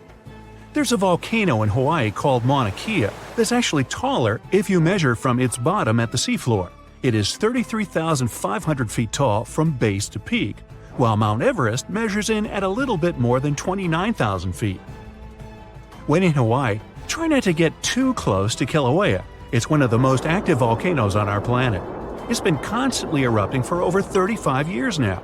The longest it's been inactive was around 18 years, all the way back to the middle of the 20th century. The United States, China, and Argentina are home to the most dinosaur fossils in the world. They have the most individual fossils and the widest variety of species. Speaking of fossils, Hollywood has been around making movies for more than 100 years, from 1910 to be precise. The wild Mustang is an iconic animal and likely one of the main things that comes to your mind when you picture the old American West. But Mustangs are not native to the States. They were actually imported during the 16th century. In 2019, farmers in the U.S. produced over 13.5 billion bushels of corn. Wow! That amount could fill almost 70 million football fields. Hey, what would happen if we popped all that corn? The Statue of Liberty was gifted to the United States by France. Part of its intended use originally was to be as a lighthouse. It guided ships for 16 years, using its torch that was visible from 24 miles away. The U.S. decided to send a similar gift back and gave France a smaller Statue of Liberty 3 years later. You can still see that one today. It's currently in Paris. There are over 14,000 McDonald's restaurants. But Montpelier, Vermont is actually the only state capital that doesn't have a McDonald's. McDonald's once created broccoli that tasted of bubblegum to make a healthy option more enticing. Unsurprisingly, it didn't work out. The microwave was designed by an inventor named Percy Spencer. His amazing creation was only rewarded with a $2 bonus, $29 accounting for inflation. The USA prints 26 million bills a day. Each note can cost up to 11 cents to produce, mostly in ink and materials. They go through 9 tons of ink per day. The paper money in the US also isn't made of paper at all. It's actually 75% cotton and 25% linen. In Montana, there are more cows than people. Humans are outnumbered almost 3 to 1. An average American spends 4.4 years at every job. If you take an elevator to the top of Chicago's Willis Tower during a clear day, you can see up to 40 to 50 miles away, which means you'll see 4 states: Michigan, Wisconsin, Indiana, and Illinois. In Arkansas, you're not allowed to honk your horn when in front of a sandwich shop. True. This one probably tops all these strange laws. In Georgia, it's illegal for a chicken to cross the road. Well, so much for that joke. Meanwhile, in Connecticut, you can't cross the street walking on your hands. When you're in Baltimore, Maryland, you can't bring your lion to the movies with you. If you're tired of seeing giant billboards on the side of the road, you should go to Hawaii. They banned billboards in 1920. The U.S. is in the top 10 countries in the world when it comes to biodiversity. 3/4 of the world's tornadoes happen in the U.S. Gee, aren't we lucky? The Florida Everglades is the only place on the planet where crocodiles and alligators coexist. Alligators have shorter and more rounded snouts, while crocodiles have long, pointy snouts. When an alligator shuts its mouth, you won't see its teeth. But when a crocodile does it, its back teeth stick up over its top lip. Frankly, I don't want to get close enough to confirm that's true. Lake Superior is the world's largest freshwater lake. It's so big that if you emptied it out, you could cover the entire landmass of North and South America under a foot of water. Americans built the Hoover Dam to control floods, produce hydroelectric energy, and for irrigation water. Its construction used so much concrete that it could be stretched across the entire country or used to build a 2-lane highway from New York City to San Francisco. Americans love pizza so much, they eat around 100 acres of it every day. If we took water from all the rivers on Earth and poured it into the Grand Canyon, the canyon would only be half full. The entire area could hold 2 quadrillion gallons of water. That's 2 with 15 zeros. The title for the fastest-speaking state goes to Oregon. Some scientists studied more than 4 million phone calls and found that Oregon, Massachusetts, and the upper Midwest states have the fastest speech patterns. You can find the word Peachtree in the names of over 70 streets in Atlanta, Georgia. Peachtree Circle, Peachtree Street, Peachtree Center Avenue, and so on. How peachy! Crater Lake in Oregon is the deepest lake in the U.S. at almost 2,000 feet deep. The lake is technically an active volcano, but it hasn't erupted recently, so it's safe to swim in at certain times. But boy is it cold! Uh-oh, the power just went out again. In a lot of cases in the U.S., this is caused by animals. More than 1,000 outages are caused by animals per year, and squirrels contribute to about 10% of those. Yellowstone National Park is more than 11,000 years old and bigger than Delaware and Rhode Island combined. It has over 10,000 geysers, hot springs, mud pots, and other hydrothermal features, which is half of the total number you can find in the entire world. Just don't go swimming in them. It'll, cook you. You get on any airliner and notice the captain always sits in the left seat and the co-pilot on the right. And that's not by accident. The reasons could be historical. One theory goes that the first air forces were recruited from cavalry officers. They used to wear swords on their left side, so it was more comfortable for them to mount horses from the animal's left. When we eventually went from horses to metal birds, the tradition stuck. Another theory involves trains. The first international air route connected London and Paris. During this flight, pilots navigated by following the railroad. History has it that once, when the weather was especially bad, 2 planes collided because both were flying over the tracks. After that, it was agreed that the aircraft would fly on the right side of the track. Pilots had to sit on the left side of the plane to see how much clearance they had with oncoming aircraft on their left. As for helicopter pilots in command, they usually, but not always, sit on the right. Copters are more unstable than airplanes. That's why pilots prefer not to let go of the cyclic stick. This stick controls the helicopter's direction and altitude. The cyclic stick sits between the pilot's knees, and they use their right hand to hold onto it. The pilot's left hand moves the lever that changes the blade's pitch and presses other buttons on the central console. By the way, both seats have full control of an airplane. There are no regulations specifying which seat the captain and co-pilot should occupy. The co-pilot is just as experienced and capable of flying a plane as the captain. The captain often flies the plane to its destination, and the co-pilot operates it on the way back. Pilots are tested every 6 to 8 months. They use flight simulators and practice all kinds of emergencies. After that, examiners assess them. Safety and technical tests and medical examination also take place regularly. An extra seat in the cockpit behind the pilots is for inspectors who monitor the flight. This seat is also called a jump seat because when you get up from it, it folds up right away. Yep, a lot like movie theater seats. If you're a nervous flyer, pick a seat in the middle of the cabin if possible. Turbulence mostly affects the front and rear parts of the cabin. The middle section, which is over the wings, doesn't get shaken that much. Imagine the plane like a big teeter-totter. Similar principle when it comes to turbulence. Choosing a window seat, you get an opportunity to see how the airplane wings flex and flap. They're designed to move this way. If the wings were stiff, they would snap off once turbulence hit the plane. Well, that's comforting. In most cases, turbulence only drops you a couple of feet down, even though it might feel as if you're falling from the top of the Empire State Building. Woohoo! If the turbulence is strong enough for pilots to ask flight attendants to sit down, the plane can go 10 to 20 feet down. The most extreme white-knuckled turbulence is super rare, but it can make the plane drop 100 feet. Are the letters SSSS on your boarding pass a reason to worry? What's much more dangerous than turbulence? Should you really be the first to board the plane? You're about to figure it out. You might have noticed that most planes have blue seats. There's no mystery here. Airlines opt for this color because it's considered to have a calming effect. This color supposedly puts passengers at ease and helps even the most nervous flyers to relax. But there's also another, more practical reason. Stains, dirt, and scrapes are less visible on dark blue fabric. Never throw your boarding pass away in a public place. It contains tons of your sensitive information, including your name and frequent flyer number. This, in turn, may allow someone else to check your future bookings, change your seat, or even cancel your flights. So the best way to deal with the boarding pass for a flight you've already boarded is to take it home and feed it through a paper shredder.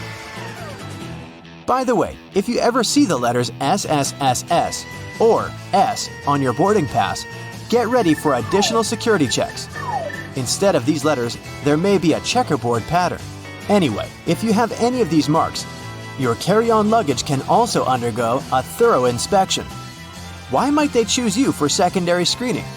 Some of the criteria are making a one-way reservation or paying cash for your ticket. In some cases, the selection is absolutely random. Look, your gate is open and the boarding is started. Wait, where are you running? There's no need to hurry. The trick experienced Globetrotters use is always board last. For one thing, you don't have to waste time standing in line. Then, there are fewer people on the jetway and in the aisle, and you spend less time on the plane. No one is going to take your seat anyway. There's one exception though. If you have a bulky carry-on bag, it may make more sense not to board last. Otherwise, the chances are high that all the overhead bin space will be occupied by the time you reach your seat. And then your bag may end up in another part of the plane, and you'll have to wait till the other passengers disembark before you get to your luggage. Duh! Before takeoff and landing, flight attendants usually flip a small switch on the bathroom door. This prevents it from flying open when it's not supposed to. With the same ease, a flight attendant can open the door when someone is inside. Look, they only need to lift the lavatory sign and move the knob into the unlocked position. Pilots don't worry about turbulence. That's because they know that there is a thing way more dangerous than any turbulence. It's an updraft. In most cases, turbulence only drops you a couple of feet down, even though it might feel as if you're falling from the top of the Empire State Building. If the turbulence is strong enough for the pilots to ask flight attendants to sit down, the plane can go 10 to 20 feet down. The most extreme white-knuckle turbulence is super rare. But an updraft is a big air mass, part of a storm or some other weather phenomenon, moving upwards. Pilots don't see updrafts on their radars at night, and when a plane hits one, it feels like driving over a huge speed bump at 500 miles per hour. An updraft is also extremely treacherous because it can push an aircraft upward to dangerous altitudes. Modern planes have a special system that detects other aircraft, mountains, and different solid objects in their path. 10 miles away from another plane and a voice in the cockpit starts chanting, "Traffic, traffic." 5 miles closer, and the same voice begins to give pilots the directions. Airplanes can operate with one engine, even during takeoff and landing. Both engines failing simultaneously is almost unheard of, but even then, a plane wouldn't drop from the sky like a rock. Pilots would have up to 20 minutes to find a suitable place to land. The way the cabin is pressurized has a great effect on your taste buds. You lose up to 30% of your ability to taste sweet and salty things. In other words, it's not that airplane food isn't tasty, you just don't feel its flavor. That's also the main reason why airline catering companies add extra salt and spices to the dishes they cook. But you know what may help you? Noise-canceling earphones. For some reason, that probably has a scientific explanation. Cutting off all that noise around can help your taste buds. Each of those dings you hear during the flight has its own meaning. In most airlines, a boing soon after takeoff indicates that the landing gear is getting retracted. 3 dings in a row means more urgency than just one. A high-low ringtone informs crew members that their colleague needs them in another part of the plane. 3 low chimes means some serious turbulence ahead. Crew members are supposed to put away meal carts, take their seats, and fasten their seatbelts. If you're a nervous flyer, pick a seat in the middle of the cabin. Turbulence mostly affects the front and rear parts of the cabin. The middle section, which is over the wings, doesn't shake so much. Pilots and co-pilots eat different meals. The reason for this precaution is very simple. Imagine both pilots having the same dish and getting food poisoning. In this case, neither of them will be able to control the plane. If they still want to have the same dish and won't agree to have anything else, there's a safety net. Pilots don't have their meals at the same time. If one pilot ate the dish and still feels okay several hours later, the other pilot can brave their meal as well. What would you say when asked about the filthiest place on a plane? Nope, that's not the toilet seat. It's not even in the bathroom.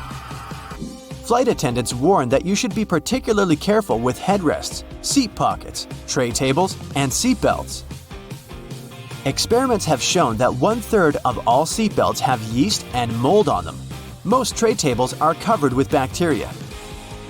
Seat pockets are extremely filthy too, but headrests are the dirtiest of them all. In most cases, flight attendants don't have enough time to change or disinfect them in between flights. If your captain announces they're finishing some paperwork, it means they're busy revising the flight itinerary or waiting for the ground staff to prepare the flight logbook. That's a journal that contains the official record of a journey. Some places, especially those flying long distances, have secret bedrooms for crew members to catch some shut-eye. These bedrooms, called crew rest compartments, are located either at the back of the plane or behind the cockpit. Such a compartment can have up to 10 comfortable beds where flight attendants can have a rest. Plane windows are made of super strong plexiglass that can easily cope with high speeds. And the window panes are shaped in a special way so that the high pressure inside the cabin pushes them against the aircraft body. In other words, plane windows are very unlikely to get broken. Once upon a time, plane windows were square, but the pressure built up in the corners of such windows, making them ultimate weak spots. This means that each square window had 4 weak spots. This made them likely to crash under the enormous stress of high altitudes. Luckily, making airplane windows curved solved this problem once and forever. Such a shape distributes the pressure and reduces the likelihood of cracks or any other damage. Planes regularly get struck by lightning, at least once a year or once per 1,000 hours of flight time. These days, it's totally safe. The electric charge simply runs through the aircraft's aluminum shell. It doesn't cause the plane any damage. But did you know that airplanes not only get hit by lightning, but they also trigger it? When an aircraft is flying through a cloud, the friction between its fuselage and the air creates static electricity.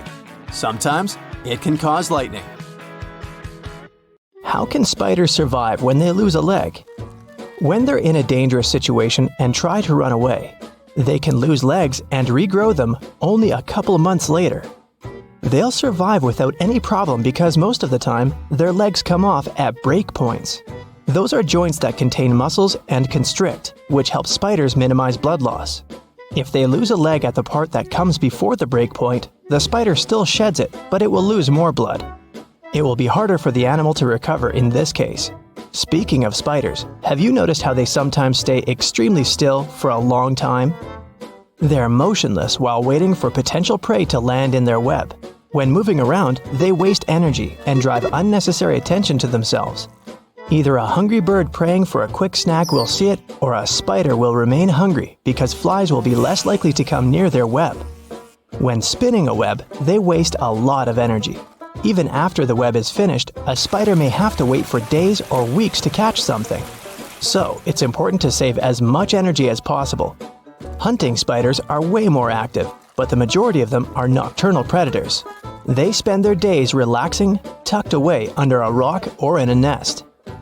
Roast potatoes can stay hot for a really long time, and this mostly has to do with the fatty, starchy crust that's like some sort of an insulating layer.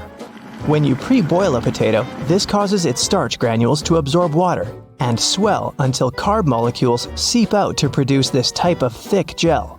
Since potatoes are in the oven, high temperatures drive off moisture. This makes the gelatinized starch on the outside of the potato chunk and creates a crispy crust. This crust traps the heat inside. The fat from the baking tray collects in cracks too, and the heat-keeping structure stays strong. Birds don't get electrocuted while perching on power lines because it's not voltages that will harm them, but voltage differences, and electricity wouldn't flow without them. So, if you see a bird standing on a single power line at, for example, 35,000 volts, the lack of a voltage difference is something that keeps the animal safe. But if it accidentally extends its wings and touches another power line that's at a different voltage, it won't end well. That's the reason why electricity companies make sure there's plenty of space between the cables. Have you ever wondered why airplane pilots won't try to land on grass when the landing gear doesn't deploy? The grass may seem like a good solution at first because it's soft, true. But the surface will neither be smooth nor even. When pressure is high, landing on grass can lead to unpredictable movements and cause issues such as structure formation. That happens because of bouncing and unequal pressure. This can even result in fuel leakage and prevent the doors from opening. Bald heads tend to be shiny, even though the skin elsewhere on the human body isn't. Most of our skin is covered with tiny hairs that give it some sort of velvety peach fuzz look. With male pattern baldness, the hair follicles tend to shrink and turn into skin cells, which means there's no hair there at all. And the scalp is especially shiny due to the sebaceous glands. They produce and secrete some kind of oily matter that protects our skin. Sebaceous glands are located all across our skin, but the scalp has way more of them. So, this oil coats the skin, which is why it turns into a more reflective surface. House cats will rarely meow at one another, but they become chatty with humans, and this could be related to domestication. The process of taming cats and keeping them as pets started nearly 10,000 years ago. Before that, cats were pretty much loners. They rarely encountered other cats, so they didn't even have to use their voices to communicate with each other. Instead, they communicated through their sense of smell, which included things like rubbing against a certain object, for example, a tree. So they didn't even have to come face to face with other members of their species to send a message. And that's how they mostly communicate today as well. But humans don't have such a good sense of smell as cats, so these foxy creatures had to think of a way to send us a message and still get what they wanted from us, which turned out to be meowing. If you're planning a day trip to a desert, for example, the Sahara in North Africa, you're going to want to bring good sunscreen, and a lot of water, of course, but also a snug sleeping bag if you're planning to spend the night there too. Deserts really become cold during the night. In the Sahara, temperatures go from an average high of 100 degrees Fahrenheit during the day to 25 degrees during the night. Such dramatic change happens because of two main factors: humidity and sand. Sand doesn't retain heat that well. When light and heat from the sun reach a desert, sand grains from the top layer absorb heat. But they release it back into the air relatively quickly. So during the day, the sand radiates the energy coming from the sun, which eventually heats the air and leads to extremely high temperatures. And during the night, the sand is quickly losing heat once again, but this time, there's no sunlight that would reheat the desert. That leaves the sand colder than before and leads to such low temperatures. In arid deserts such as the Atacama Desert in Chile and the Sahara, the humidity is extremely low. That means the amount of water vapor in the air is almost zero. Unlike sand, water does well to store heat. Water vapor in the air traps heat close to the ground. It's like you cover the ground with a huge blanket. That way, you stop it from dissipating into the atmosphere. Also, when the air has a high level of humidity, it requires more energy to heat up. That means it takes more time for that same energy to disappear and for the surroundings to get colder. Since there's almost no humidity in deserts, such areas can both quickly heat up and cool down. If you microwave water for tea, it will taste worse than when it's made with a kettle. That's because the temperature of the liquid is the main factor for a good tea. Water should reach a rolling boil before you pour it over tea leaves, whether they're loose or bagged. It's an easy thing to do with tea kettles, both the electric and stovetop varieties. When the burner or the electric heating element is on, the water at the bottom of the vessel warms up. As it's getting hotter, water through the rest of the kettle comes to the boiling point.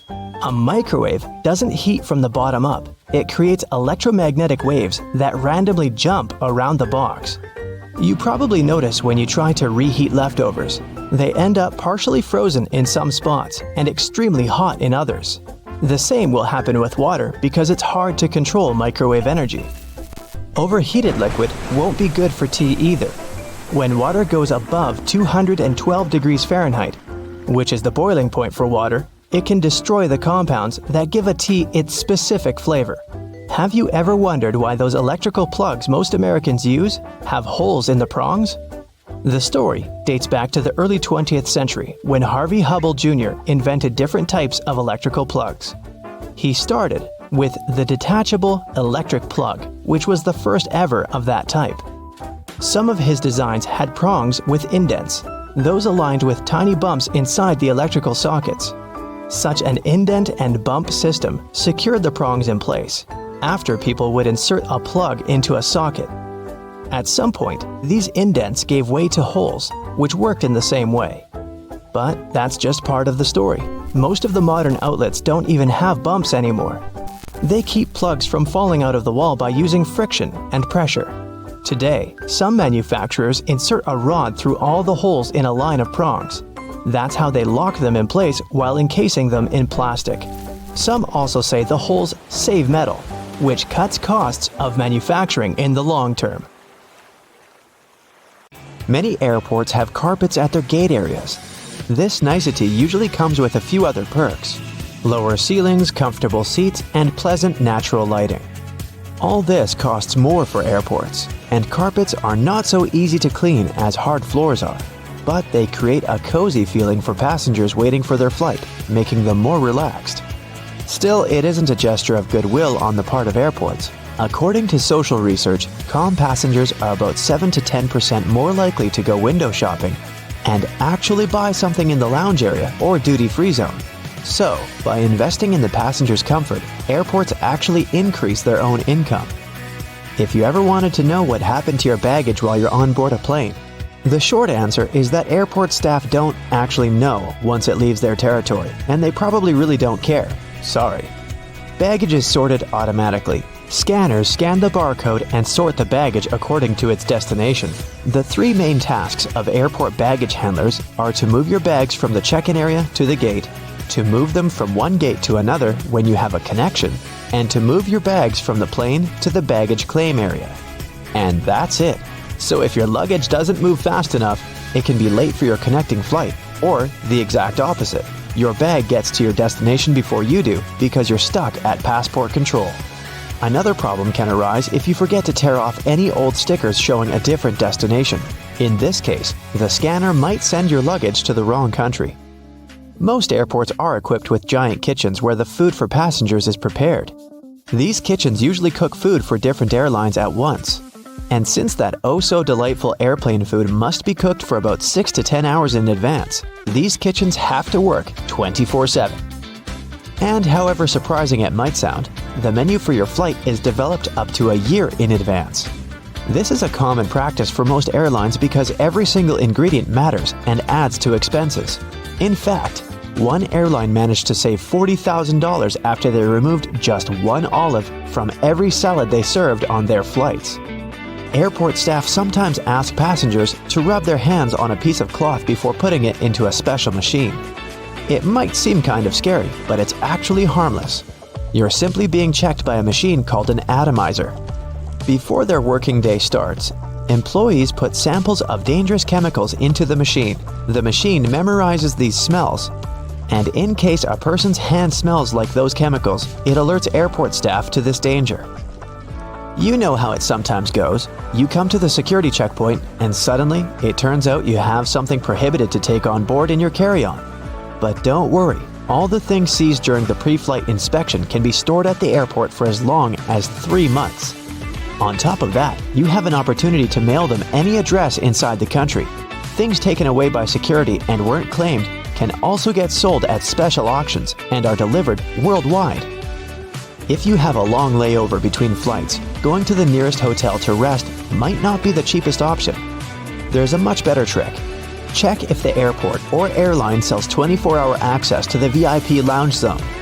In most cases, you can have free snacks and drinks there and use free shower cabins and rooms for rest at a very affordable price. In multi-terminal airports, search for underground passageways connecting terminals that most people might not know about. For example, at Frankfurt Airport in Germany, there's a walking tunnel between Terminal 1 and Terminal 2 that's mostly used by employees since passengers are simply unaware of its existence. There's an actual term for the first 60 minutes after you clear check-in. The golden hour. It's the time that passengers statistically spend more money in retail and duty-free areas of the airport. And having the most comfortable seats in those areas right in front of the shops is a clever trick to lure you in for shopping. Let's admit, sitting in front of a comfy chair while looking at a flashy sign or shopping window can be tempting, and that's exactly what the airports want you to feel. If your flight is overbooked and you can't fly at the designated time, don't hurry to accept the first voucher you're offered as an apology. Normally, airlines keep raising the stakes until they have enough volunteers to give up their flight seats. And if they don't, and you've been bumped in voluntarily, you can insist on a cash refund instead. Depending on your ticket price and the time of your delay, you might be entitled to as much as $1,300. Most airports have specific experts called profilers. These people practice what's called SPOT, or the screening passengers by observation technique. They carefully analyze facial expressions, gestures, and behavior in order to detect suspicious people. Their job is to notice the nonverbal signs of anxiety, such as people licking their lips, itching, or looking around a lot. If a profiler notices a person acting in a weird or off way, they can invite them for an inspection, where they can talk to a person to find out more about them. Profilers work in both the main halls and in passport control. The typical question they ask is, "What's the purpose of your visit?" Then they check the person's reaction to this inquiry.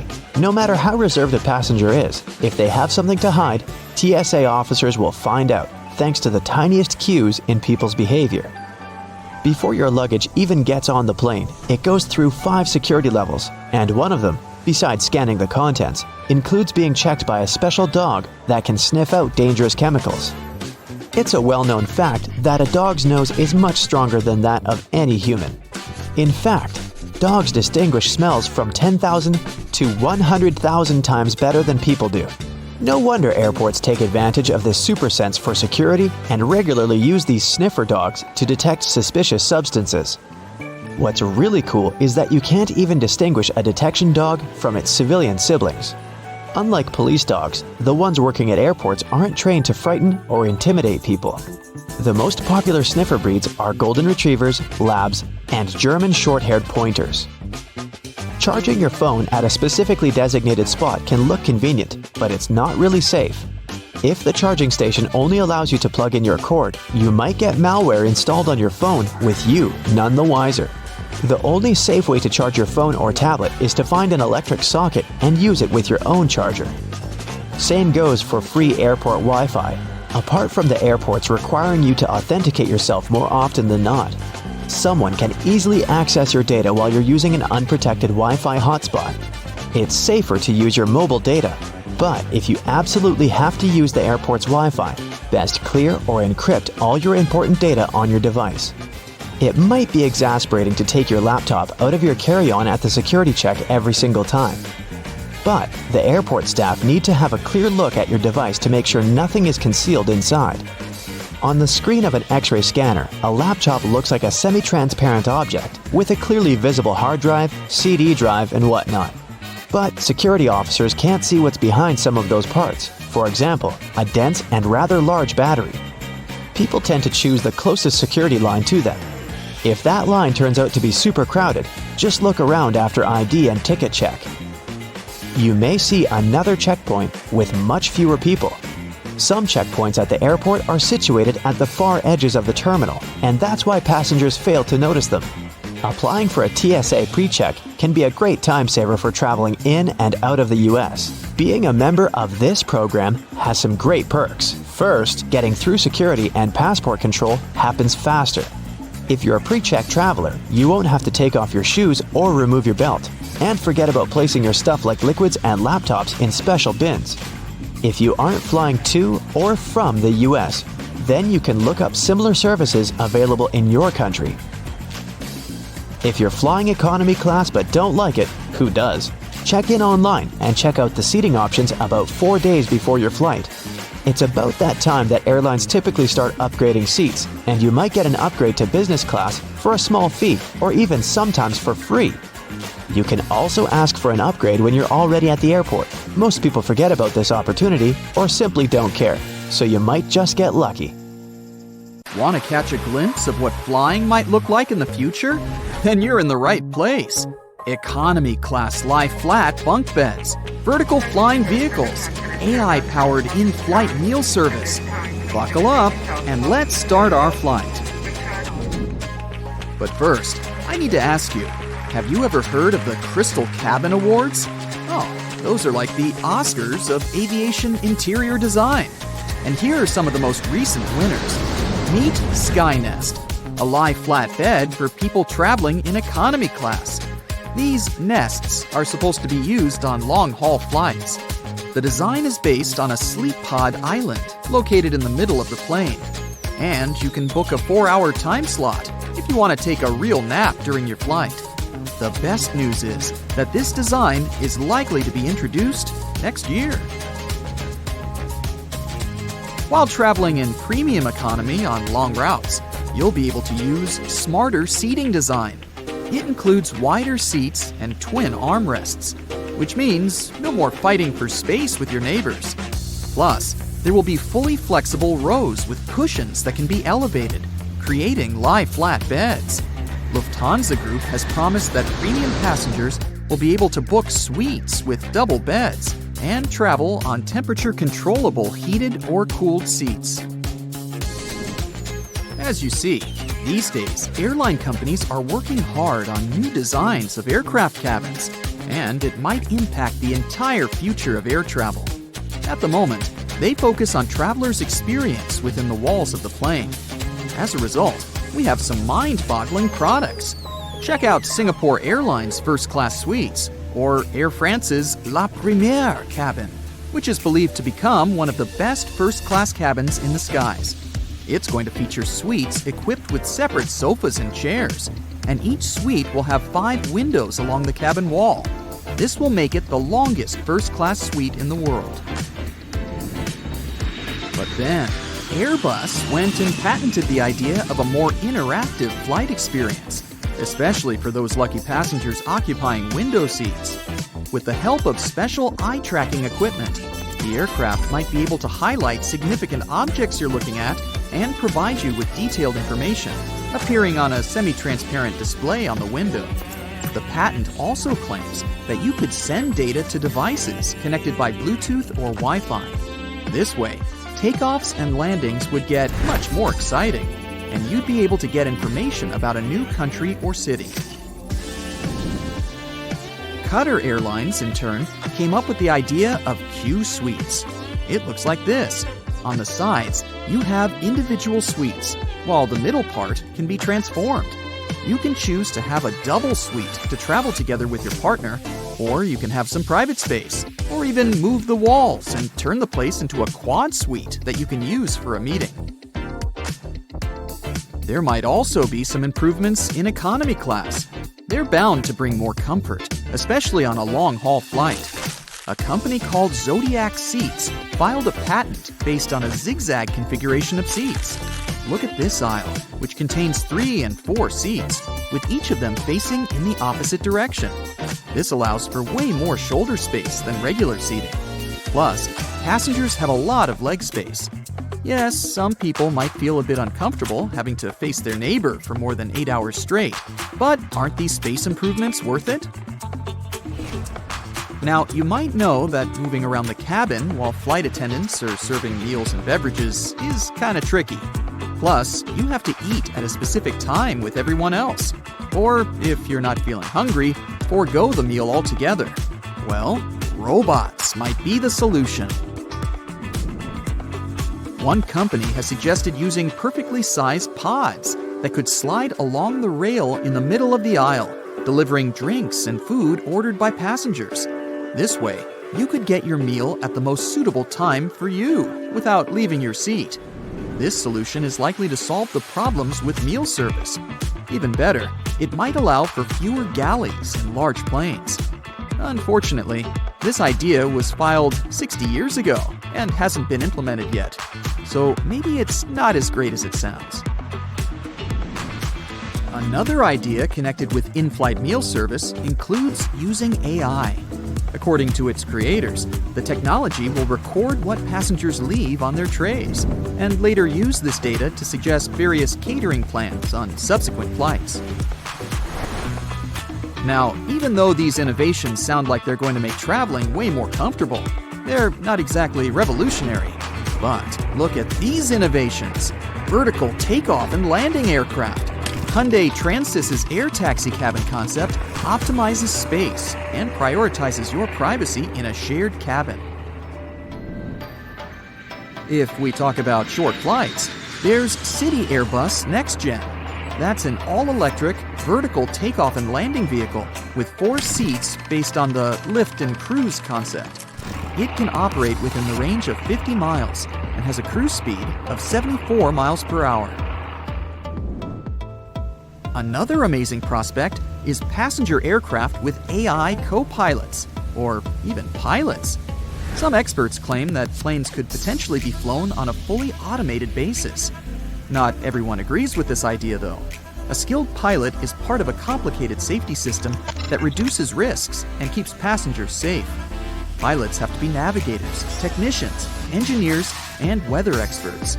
On a regular working day, a pilot needs to deal with ground crew, other air crew, cabin crew, air traffic control, and passengers. That's a lot. And don't forget that they need to communicate well, not only in aviation terms, but also on an interpersonal level. Will AI be able to do the same?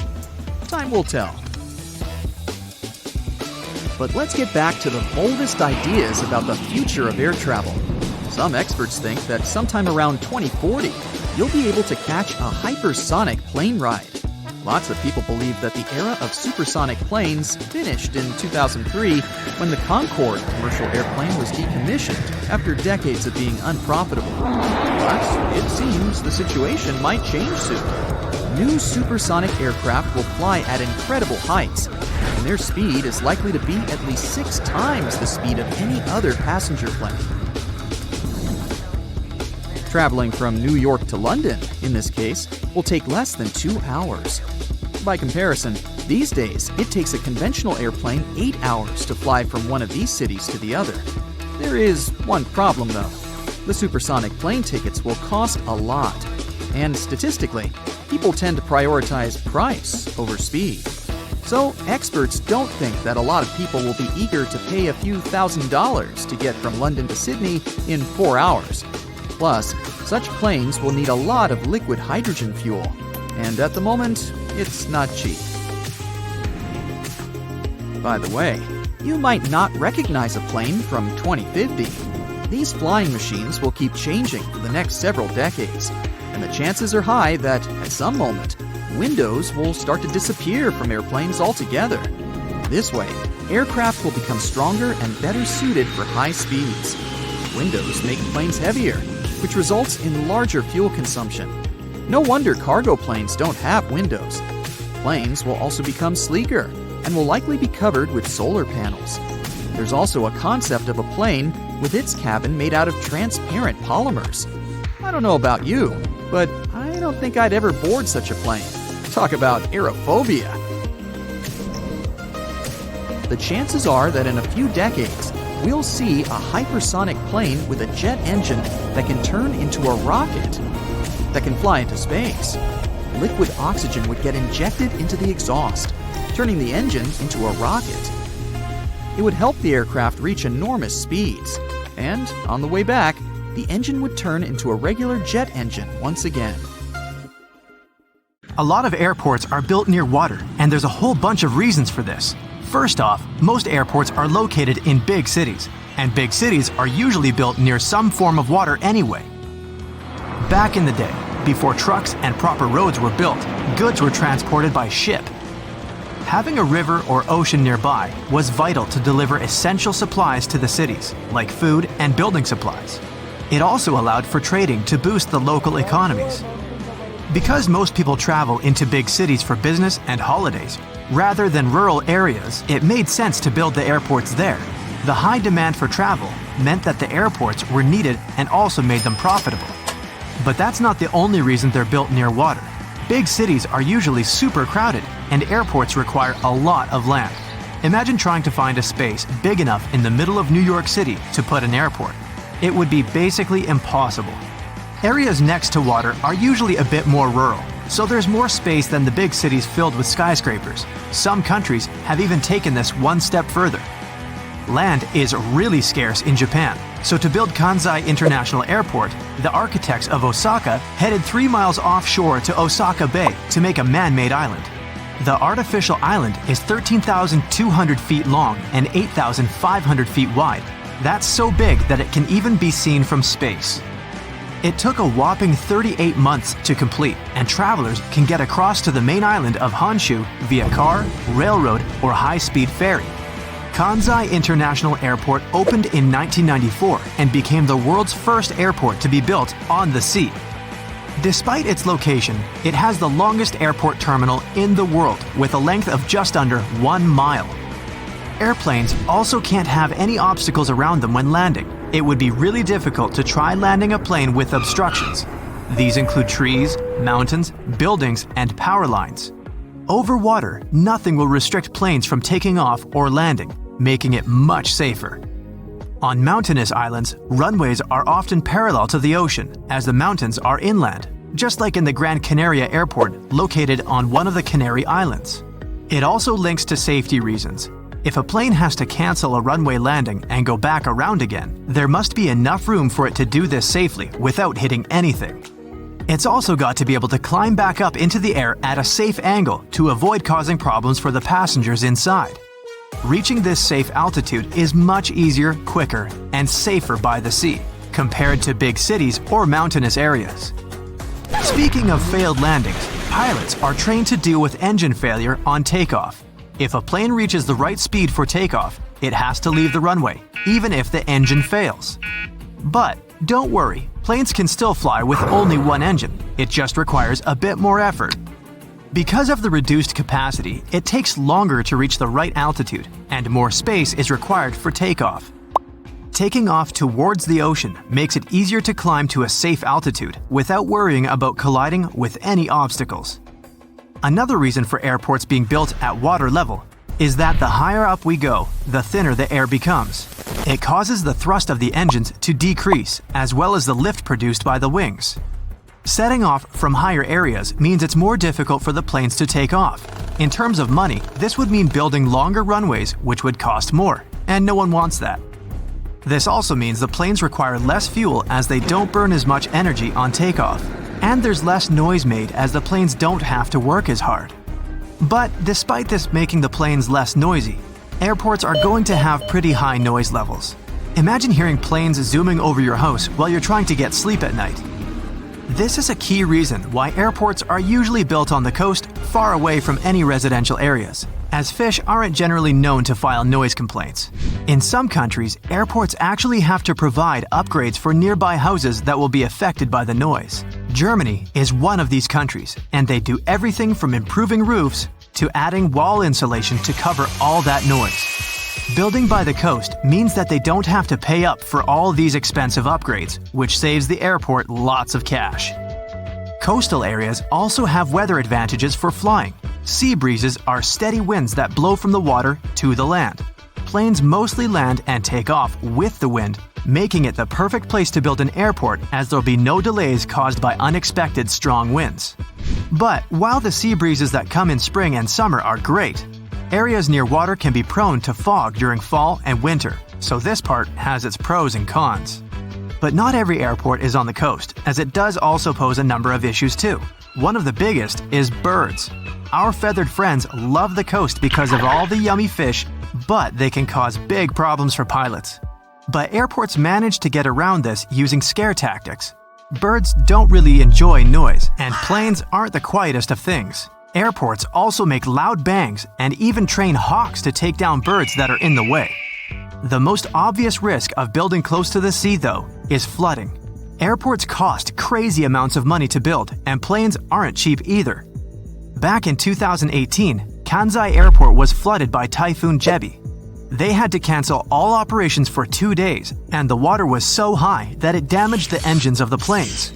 While coastal airports put measures in place to protect against flooding, it's pretty difficult to save everything from a typhoon. With rising sea levels and an increase in extreme weather, these floodings are also looking more and more likely to happen. A quarter of the world's 100 busiest airports are less than 32 feet above sea level, and 12 of those, including New York, San Francisco, and Shanghai, are less than 16 feet. Yikes! All that water poses another problem. If planes overshoot the runway, they have nowhere to go. Overshooting is basically when the pilot underestimates the length of the runway and doesn't reach takeoff speed in time. There are usually extra bits of concrete or grass that the plane can run onto when the airports are on land. There'd be a bit of damage to the plane in this case, but nothing major. But with coastal airports, the plane might go straight into the water. Luckily, there's new tech that aims to prevent this from happening. These new kits let the pilots enter in all the flight calculations, including the weather conditions that could affect takeoff. This system then calculates how much runway the plane will need to stop. Many airports also have added soft concrete to the end of runways to avoid a watery disaster. When the plane glides onto this soft concrete, they get stuck and it stops them traveling too far. There are also financial issues with building airports next to the water. Land rent next to the coast or lakes is usually higher than the mainland due to the demand. Like 40% of the US population lives on the coast, despite coastal areas only making up around 10% of America's total landmass. Airports require flat land to be built on, but this isn't always easy to find, and coastal land can pose particular problems due to sand conditions on marshland. But this doesn't mean it's not possible. One of the world's most famous airports, New York's JFK, was built on marshland. The land was a lot cheaper than usual, and marshland can't really be used for a lot. Of course, it can cost a lot of money to make the ground suitable to carry heavy loads, but this was all sorted. Finding such a big area close to one of the world's most famous cities was a very rare find, even if it was marshland. So, it's pouring outside when you get on a plane. If you were in a car, you'd simply switch on the windshield wipers and the headlights after turning the key in the ignition. Do pilots do that? Airplanes spark so many questions, and it's time for some answers.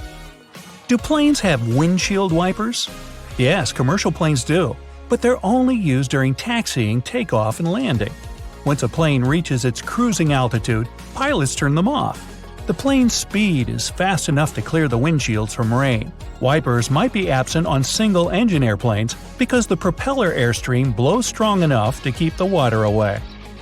What happens when a plane loses one engine in flight? Actually, it goes, "Hey, has anybody seen my engine? It was just here a second ago." No, nothing special. The plane actually just keeps flying. There are certificates for planes flying over oceans or long distances that state how long they can do it. For example, the Boeing 787 can fly for more than 5 hours without the second engine. It's enough for pilots to plan a safe landing. Well, why is it so cold on a plane? The temperature on board averages 74 degrees Fahrenheit, about the same as in most office buildings. But you feel so cold because your body doesn't move much, producing less heat to warm itself. The crew doesn't turn the heat up because hot air can cause some passengers to faint during the flight. Do airplanes have horns? Yeah, and some of them have a whole trumpet section. Actually, yes, they do have horns, but pilots don't use it to scare away birds or get other aircraft's attention in the sky. "Hey, move over, buddy!" Actually, you can hear that high-pitched chime only on the ground when the plane isn't moving, like when an engineer checks something in the cockpit and wants to get the attention of a ground crew member. Why do planes leave white trails in the sky? It happens when the engine burns fuel. It ejects water and carbon dioxide that gets mixed with the atmosphere, and since the air is cold at high altitude and this exhaust is hot, the water condenses and may freeze, creating those white tails. Do airplanes have brakes? Yes, there are multiple disc brakes made of carbon steel material, similar to the ones in your car. But using them only isn't enough to stop the plane when it touches the ground. The braking system also includes different surfaces that slide out of the wings and disrupt the airflow. Can a plane door open mid-flight? The cabin pressure is the force that won't let that happen. If someone tried to do it, they would have to overcome more than 24,000 pounds of pressure, the weight of a ship anchor. Plus, there are lock bolts deep inside the aircraft structure that hold the door in place. What happens when lightning hits a plane? Now, statistics say this happens to every commercial plane about once a year. But the aircraft's metal parts and lightning protection systems prevent electrical buildup. So, in most cases, this leaves a plane with only a scorch mark on its surface. Why don't the seats and windows always line up? Good question. All commercial planes are designed with seats and windows perfectly aligned. But when an airline buys a jet, it often chooses to add extra seats. More seats mean more passengers and more tickets sold. And less of a view and less legroom for you. See how that works? Why do flight attendants touch the overhead compartment? You'd think that they're checking to see if it's closed tightly. But nope, they use a scalloped handrail hidden at the bottom of the overhead compartment for a steadier walk along the aisle. What are those white spiral marks on engines for? Well, since the ground staff wear hearing protection, they can't rely on their ears to decide if it's safe to approach the plane. Seeing that moving swirl on jet engines prompts them to stay away from the area. Why are there holes in airplane windows? Those windows actually have 3 panes of plexiglass. The tiny hole is in the middle one. It helps regulate the huge pressure difference inside and outside the cabin, so the outer pane can handle the load. If the outer pane happened to break, the middle one, even with a hole in it, would still be enough to keep the window intact. That hole also keeps the windows from fogging up. Why are there hooks on the wings? If there is an emergency landing on water, passengers have to step on the slippery wings to use some emergency exits. That's why crew members secure one end of a rope to the door frame and the other to the wing through the hook. Another rope is secured in the second hole, safely leading passengers along the wing to the inflatable slide. Why do the wings have different colored lights? It's for Christmas. No, that red light on the left wingtip, the green one on the right, and the white one on the tail make up the plane's navigational lights. They let other pilots know the plane's position and the direction it's moving in, toward them or away. Do planes have ignition keys?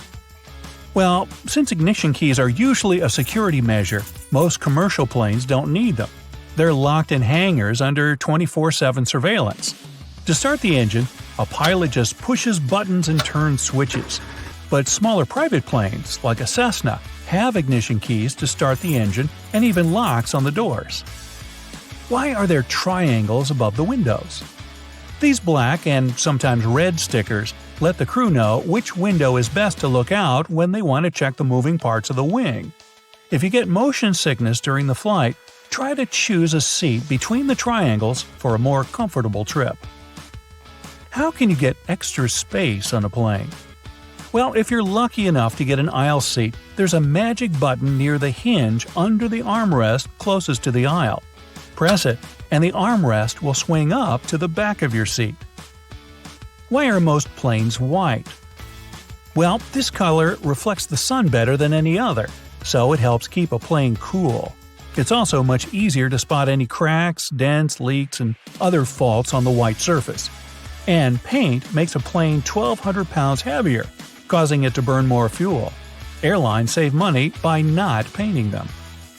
Why don't airplanes have parachutes for passengers? Well, like paint, parachutes would also add extra weight, around 8,000 pounds. Plus, skydivers must go through at least 4 hours of training to learn how to handle a parachute. Lastly, jumping out of a plane at 35,000 feet in the air is simply not safe, because temperatures at that altitude are colder than the Arctic, minus 65 degrees. Why can't planes fly when it's hot? Well, the molecules in hot air are much more spread out. To lift a plane, you need dense air. That's why it gets harder for a plane to take off as the temperature increases. Besides, scorching weather can overheat the internal machinery or even melt some of its parts. So, if it gets 104 degrees Fahrenheit outside, your flight might be delayed. Why do planes have round windows? The very first commercial planes had square ones, but after some time, they started flying at a higher altitude that demanded the cabin be pressurized.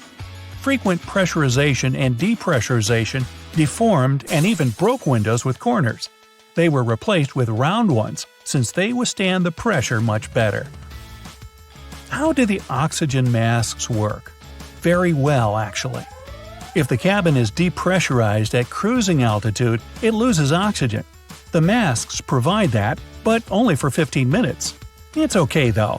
That's long enough for the pilot to descend lower than 10,000 feet, where the air has more oxygen and people can breathe normally. What causes turbulence?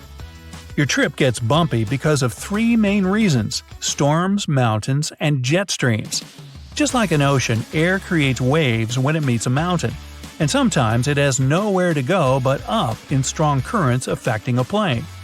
Jet streams are bands of swift winds that appear when warm air masses collide with cold ones. Storm clouds push air away, creating unpredictable waves. Why do planes sometimes dump fuel? If there's an emergency landing, pilots must quickly get rid of excess weight, since they didn't burn it, and get to the destination runway as light as they should be.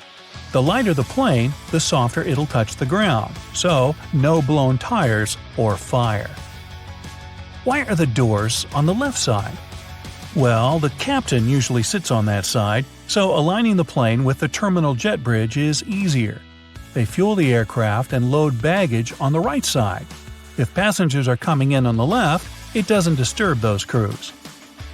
Why do they dim the lights during takeoff and landing? It takes your eyes up to 30 minutes to fully adjust to a dark setting.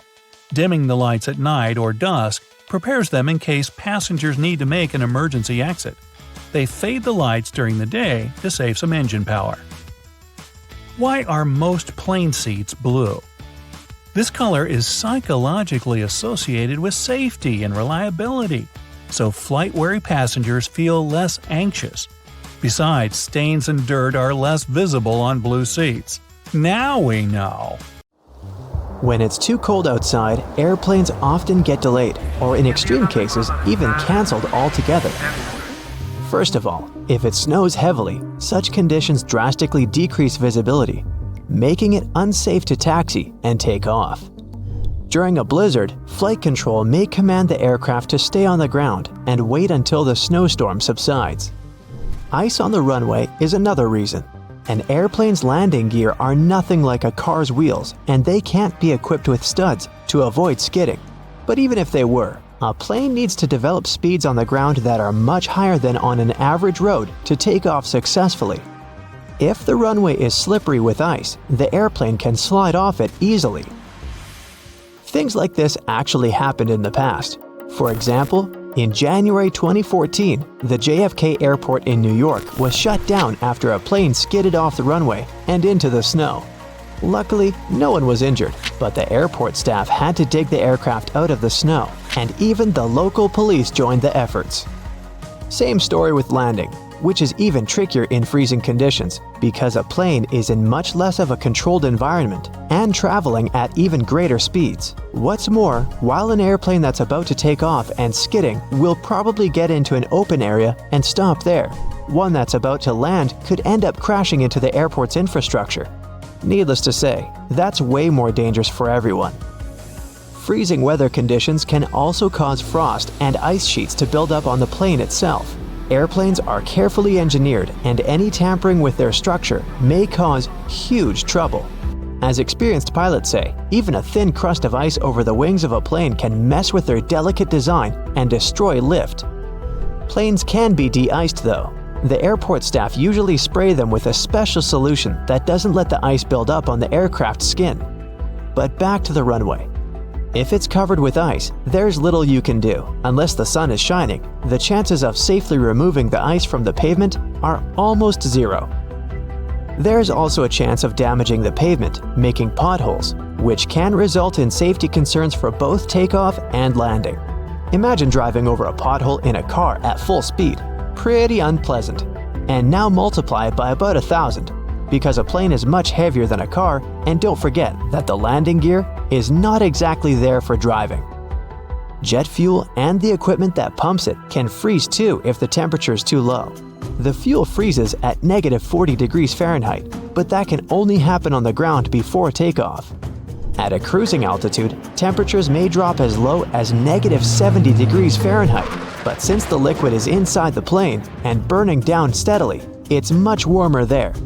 On the ground though, nothing stops the fuel from turning into ice. If that happens, no flights are available, obviously.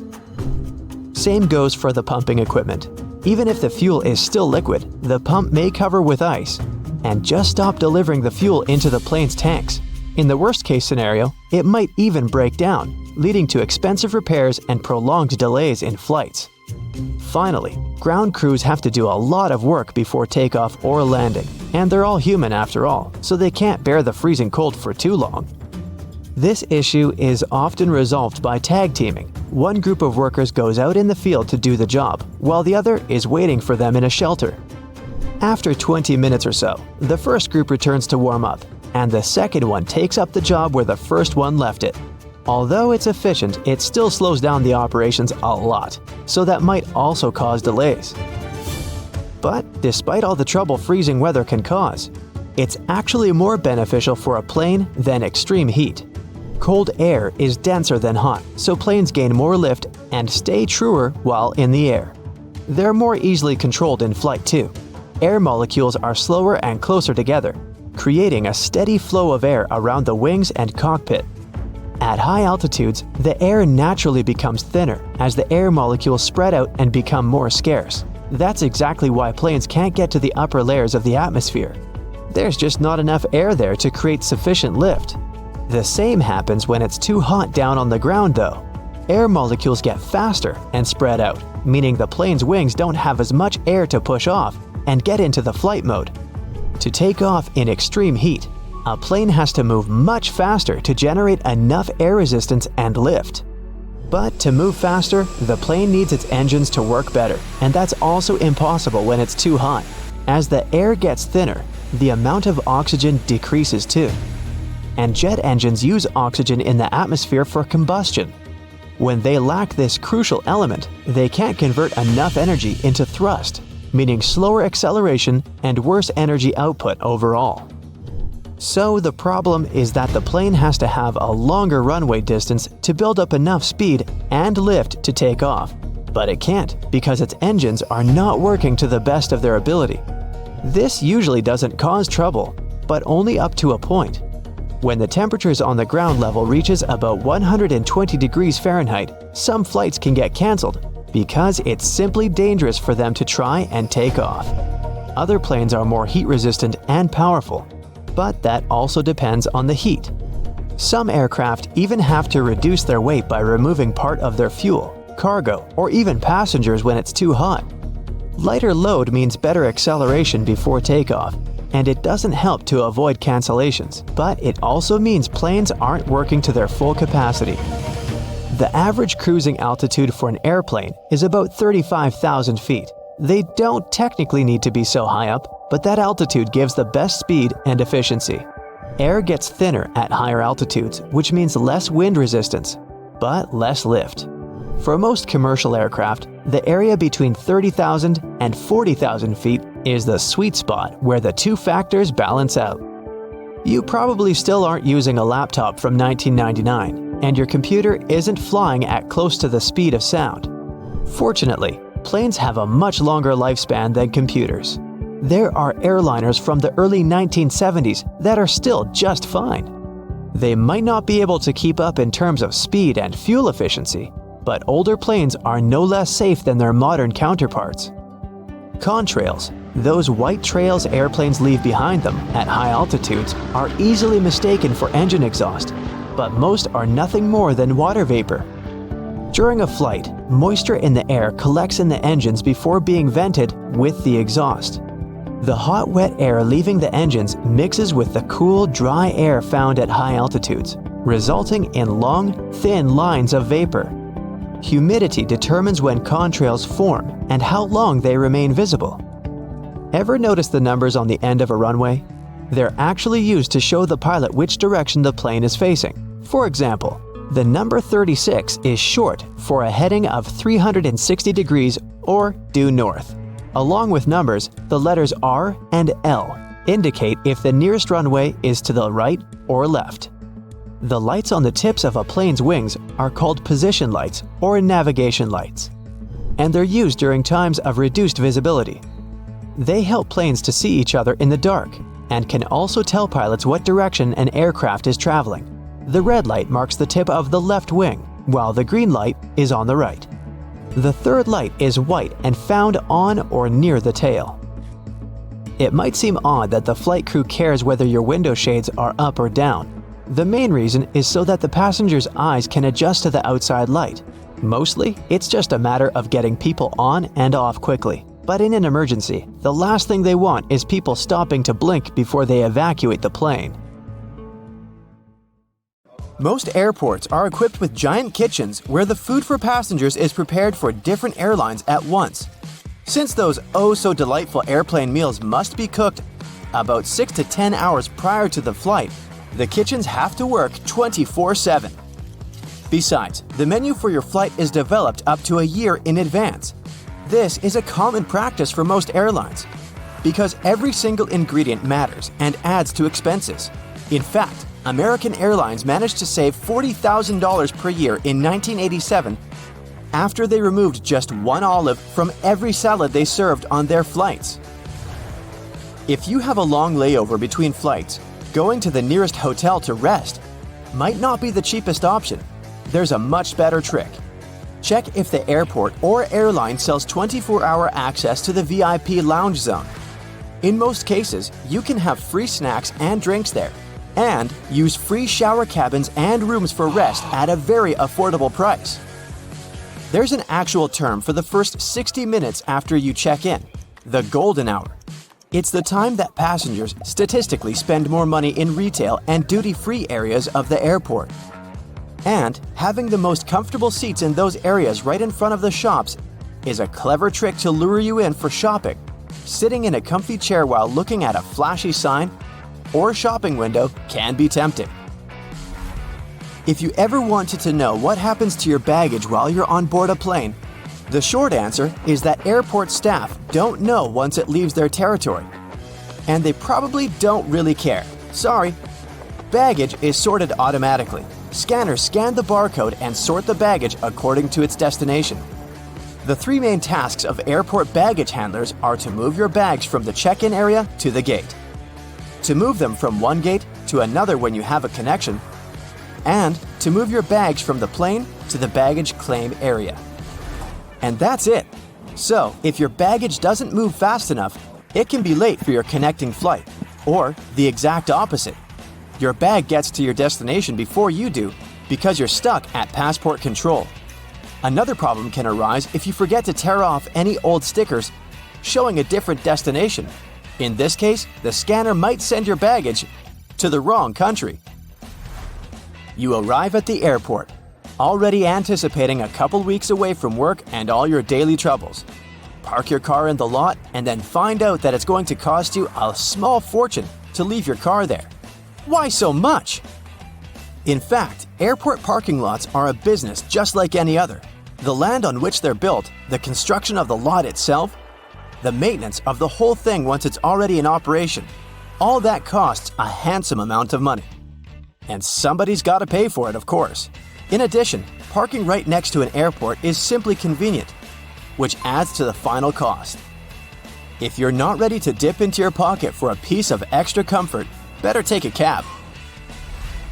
Contrails, those white trails airplanes often leave behind them at high altitudes, are easily mistaken for engine exhaust. But most are nothing more than water vapor.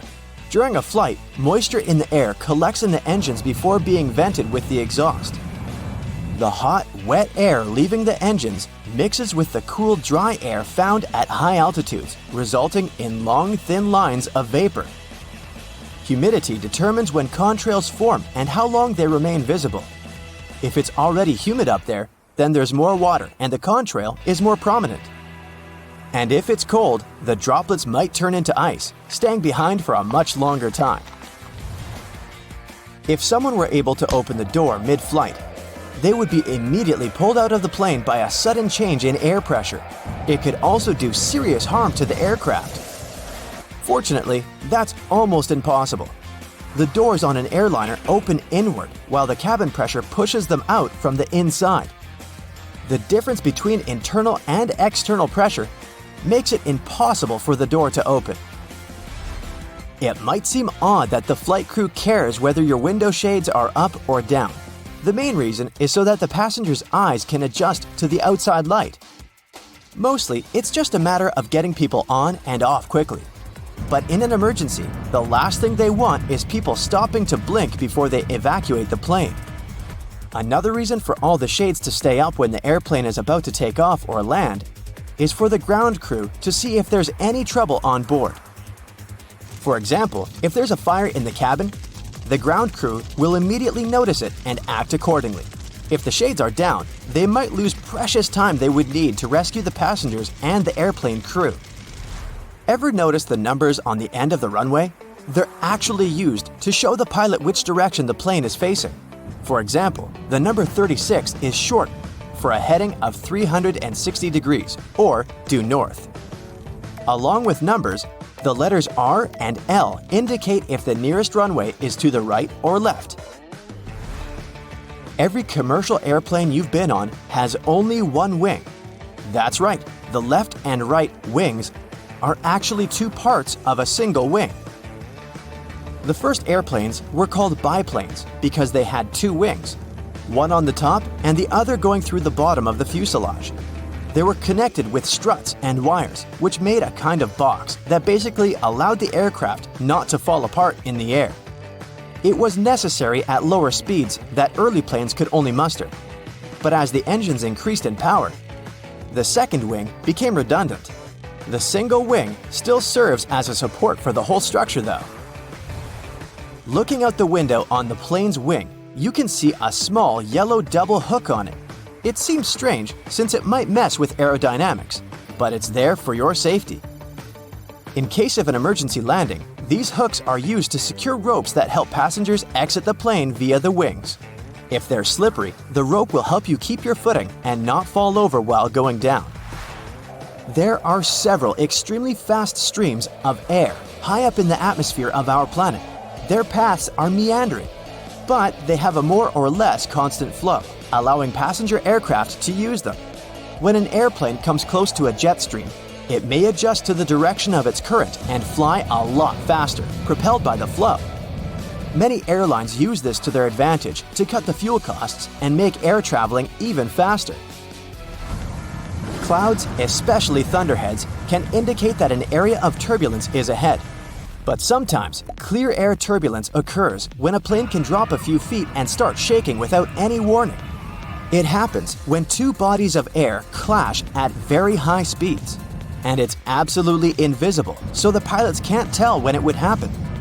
The chances of getting into an area of clear air turbulence are higher at low altitudes, over mountain ranges, and near the jet streams. Normally, after it's hit by lightning, an airplane is sent for inspection right after landing, but it can still safely complete its current flight. The fuselage conducts electricity well enough, and like with a lightning rod, the zap will most probably strike one of the tips of the airplane, either one of the wings or the nose. Then it seeks the ground, but doesn't find it, exiting from the tail in the end. It's easier for electricity to roll through the surface of the plane than go inside, so people on board are safe from its effects. Still, lightning is powerful, and there can be some damage done to the airplane on the outside. Hello, this is your captain speaking. Welcome aboard today's flight from San Francisco to New York. Fasten your seatbelts, and I'll tell you what's going on inside the plane at different stages of the flight. Passengers always board from the left side. That's because the captain sits on the left side of the airplane cabin, so it's easier for him to align the plane with the terminal jet bridge from that side. Also, the aircraft is fueled and loaded with baggage on the right side. With passengers boarding from the left side, the crew can do their job undisturbed. If your priority is to get out of the plane as fast as possible once you arrive, pick an aisle seat near the front of the plane. If you want to have the most comfortable flight, pick a seat in the middle of the plane because the turbulence is less noticeable there. An even better option in terms of comfort would be those seats by the emergency exit. They have more legroom and you can stretch. If you want the safest seats on the plane, your best option is the back of it. Once you're seated, take your time to spot the nearest emergency exits. Count the number of rows between your seat and an emergency exit. It can save your life in case you have to leave the plane quickly. You'll manage to find the exit easily, even if everything around is dark or if you're blinded. You'll find it just by touching the seats and passing the number of rows you counted in advance. Boarding completed. Time to get ready for takeoff. Cabin crew are walking down the aisles to make sure all passengers are following their instructions. Okay, everyone has their seatbelts fastened and window blinds open. There's no one in the bathroom and the runway is all clear. Why aren't we still moving? We can go! Turns out, the aircraft must wait for a while. It's all about safety. When a plane takes off, it activates two powerful forces. One is jet wash, a fast-moving gas so strong it can easily flip a car, so no one can be near the plane. Another force is wingtip vortices that are the result of the wind generating the plane lift. These powerful rotating forces go from both wings and stay in the air for about 3 minutes after an aircraft takes off. If another plane flies into the air while the wingtip vortices are still there, the pilot will lose the roll control over the aircraft. The plane will flip over and crash. So, no plane is allowed to take off without waiting for at least 3 minutes after the previous one leaves. Back to the pilot's cabin. There are two people there, the pilot and the co-pilot. In case something happens to the first pilot, the co-pilot can take over. Both pilots eat different food to reduce the risk of them both feeling unwell. While the first pilot controls and adjusts the autopilot, the second one monitors the controls or communicates with the control tower. Also, there are checklists for safety standards to be satisfied at different stages of the route. So, while the captain is focused on the route, the co-pilot can complete the checklist and make sure that everything's going according to the plan. Flying is costly, so not only the passengers, but the airline as well want to make the flight as fast and short as possible. The shortest way is always a straight line. Still, aircraft routes look like an arc. It's because the Earth isn't flat like we see it on a map. It's a sphere. So, these lines only appear like arcs when we project them on a map. In reality, they're pretty much straight. Every airline and every plane wants to fly this most efficient way, but there are hundreds of planes flying every day, often in the same direction, so the air highway is pretty busy. The route data of every plane is pre-planned and is uploaded to the system. There are several of those so that the pilot has options if something goes wrong or if weather conditions change. The pilot can set up the right mode, and autopilot can control the airplane within its uploaded route. Keep up the altitude, speed, and direction. The pilots, meanwhile, keep an eye on the autopilot and focus on other tasks like navigating, planning, and communicating with air traffic control. On the ground, air traffic is managed by dispatchers, who watch over planes and make sure they don't get too close to each other. The air traffic is especially heavy in some places, so when an aircraft enters a busy zone, it has to follow a very specific route. There are also specified points called Fixed Navigational Aids, or, shortly, nav aids. Those are devices on the ground that send radio signals in the sky that an aircraft can pick up on. There are also waypoints, which are geographical points on Earth. They're loaded into the GPS system, and an aircraft has to follow them. So basically, the whole route is flying from one waypoint to another all the way to the destination place. Time to start the descent. You can see the plane's altitude on the control panel. The pilots know the plane's speed, so they can calculate at what distance to destination to start their descent. If the altitude is 27,000 feet and the speed is 300 nautical miles per hour, the first number divided by the second gives us 90 nautical miles. This is the point they have to start the descent to maintain the descent path. There are also a couple of other things to consider, such as the wind speed and direction, or uneven speed drop. To descend, pilots have to get approval from the controller. Sometimes, due to traffic, they don't get it right away. So, they just keep moving forward without descending, therefore shifting away from the descending profile and land when the approval is given. Takeoff and landing are the most crucial and dangerous phases of any flight. That's because the pilot has less time and space to react to any occurring problems. In the air, even if both engines stop working, a plane won't just start falling. Instead, it'll begin to glide through the sky, losing about 1 mile of altitude every 10 of them going forward. So, the pilot will have about 8 minutes to react and find a safe place to land. If an engine fails during takeoff or landing, the pilots will only have seconds to decide if they should still take off and deal with the problem in the air or cancel the flight. Even if something happens, canceling the flight isn't always an option. When the plane reaches the speed of 100 miles per hour, you can't possibly stop it before the runway ends. And getting off the runway isn't good, to say the least. To ensure everyone's safety, the rules at these stages of the flight are especially strict. You should turn on the airplane mode on your devices to make sure that the signals that devices transmit don't interfere with the plane's electronic systems and don't block the radio's frequency. You've probably heard that clicking sound a speaker makes right before your cell phone gets a call, if it's right next to the speaker. These sounds are what the pilot might hear instead of the instructions while communicating with air traffic control. Even a 1-second interference can cause a lot of confusion. Just some certain types of cell phones can cause this problem, and if it's a combination of factors, the cell phone type, how far away it is from the cabin, and how many cell phones aren't in airplane mode. The cabin crew can't find out which of the passengers didn't put their phone into airplane mode, but the pilots will always know when many people didn't do it. You should keep your window blind open during takeoff and landing for safety reasons as well. This way, your eyes get used to the light or the darkness outside. In case of an emergency, during these risky stages of the flight, people who are comfortable with the natural light will react and evacuate faster, which is crucially important when every second matters. For the very same reason, the lights are dimmed in the airplane.